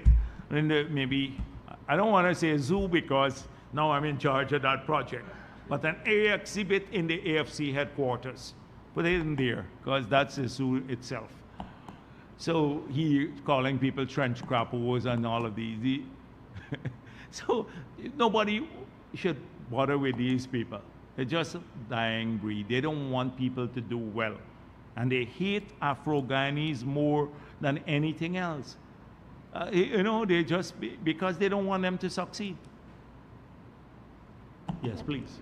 Hello, good afternoon. Shania Harding, the Guyana Chronicle. Mr. Jagdeo, can you tell me, has the government made any progress in securing another supplier of power to satisfy local demand ahead of the Christmas season? Oh, they went out to tender, so the bids are being, I think the bids have been evaluated and they're slated to start discussions. So that's where they are now to see additional power in the system. But it's not just the additional generation. A lot of the transmission mains are failing now. The transformers, when you put more power into the system with the old lines there, because remember, nothing much has been done on a lot of the lines. So a lot of that is failing. And then a lot of the civil works they're doing too are leading to some disruptions, because when they're building a road or excavating, sometimes they have to shut off the power to remove the posts from the pathway. So we're hit with multiple things at the same time. Later, all of those things, when the roads are completed and stuff, you wouldn't have to remove again. But so there are multiple things. Every day I'm on their case. Because on the East Coast, I live and I see almost like 2 times a day we get it. I don't know if it's other parts of the country too, but on the East Coast, sometimes 2-3 times a day, we get blackout, and I'm upset with them. I call something, oh, the feeder went down, this went down. So don't worry, as a consumer of power, I am concerned too, but the demand is great. Good afternoon, Dr. Jagdeo. Shamar Musa, Guyana Chronicle. One thing that has been up in the air since the announcement of this cash grant is whether public servants will still benefit from the annual retroactive salary increases. Can you give a comment on that? Your salary increase and the retroactive salary increase is nothing to do with the cash grant. You're entitled to that once you get your increase in salaries. Like the teachers will get their 10%, and then it will be retroactive to January 1. So they will get, or the public servants will get their pay, and it will all be retroactive to January 1. This doesn't take away any of their salary increase or the retroactivity of their salary increases. All right, you spoke about the development of the app for Yes. the distribution and so on. Can you say how soon this will start? They're doing testing today, but we want to make sure that it's working well before it's launched formally. But these are done by the technical people. So we want the system to be built so we have secure databases, secure ways of cutting the check, verification systems, and all of that, so that only eligible people receive it, which is every Guyanese who is over 18 years old.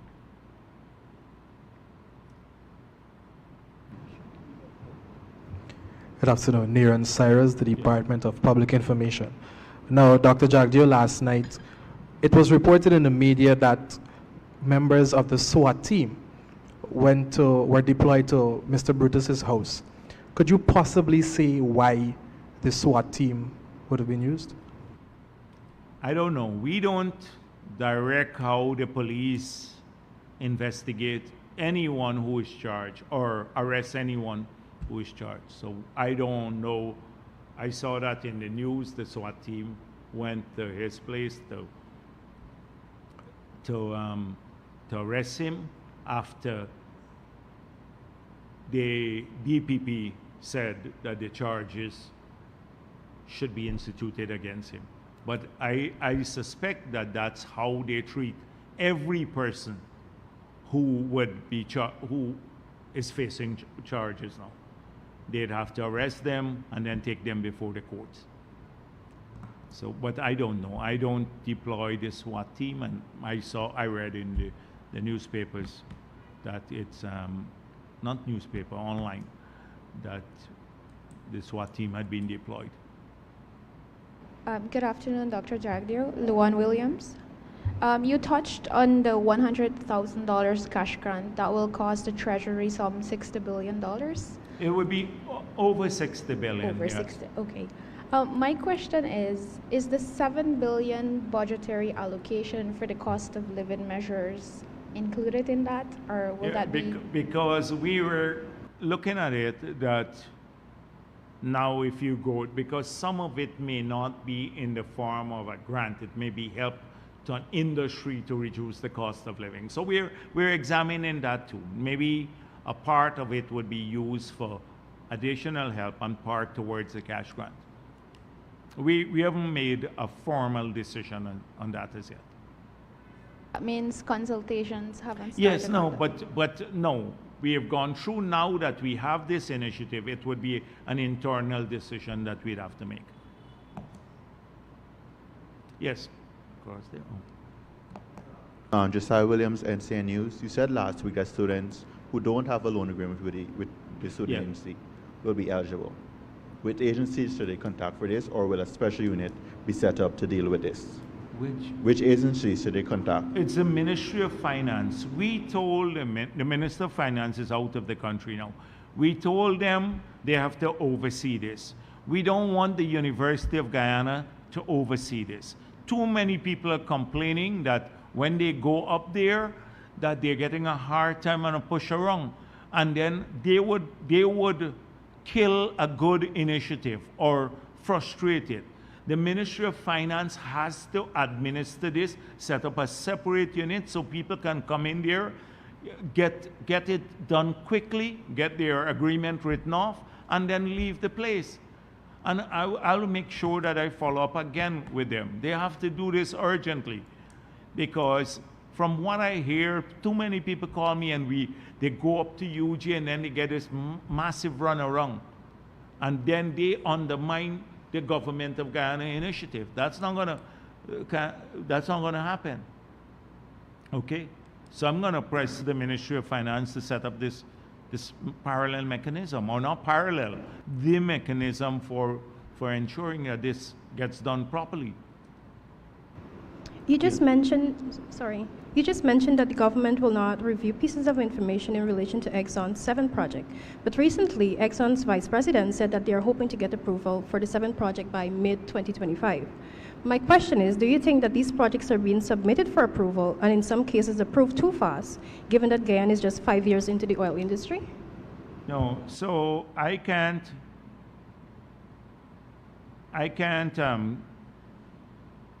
deny the right of the president of ExxonMobil Guyana from expressing a hope. I can tell you what we will do. And so at this point in time, we have made no decision to approve the 7th project. And I've also said that when all the submissions are in, that's when we start the review, and then a decision will be made thereafter. There are 6 projects that have been approved at the beginning, with 4 of those approved under the PVP tenure. We have gone through several reviews through external consultants. We have not compromised the quality of the review, but we made sure that we started the review early based on submissions from Exxon. We didn't await all of the information to come in. And so they're probably influenced by that. But the approach this time is a very different one. Disclosed that the government plans to have 2 hydropower projects by 2035. However, what? Mr. Robert Prasad. Who? Mr. Robert Prasad. Oh. However, the Amila Falls. 2 hydropower? However, the Amila Falls Hydro project was introduced since 2011 and had been shelved on many occasions. So how do you justify going after a 2nd project? So I don't know. I've not seen what he has said, because right now we believe that the Amila Fall now will come in at maybe 7, 8 cents or even below that per kilowatt hour.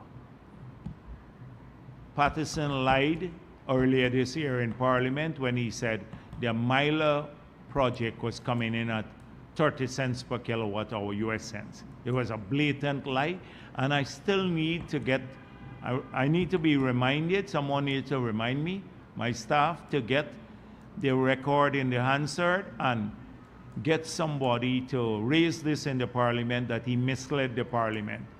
So he could be sanctioned for that, misleading the Parliament. But he lied there. It was 10 cents per kilowatt hour. That was when we were tendering it in the past. We believe it could come down lower now.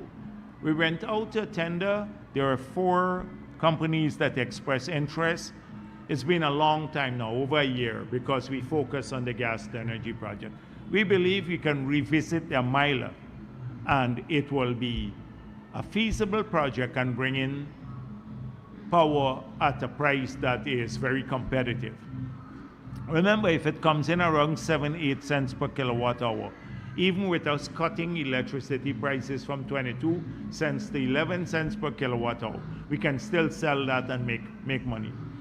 The others, any other project beyond that will be just a conceptual stage or an expression of interest. Nothing beyond Amila in a fixed way has been determined as yet.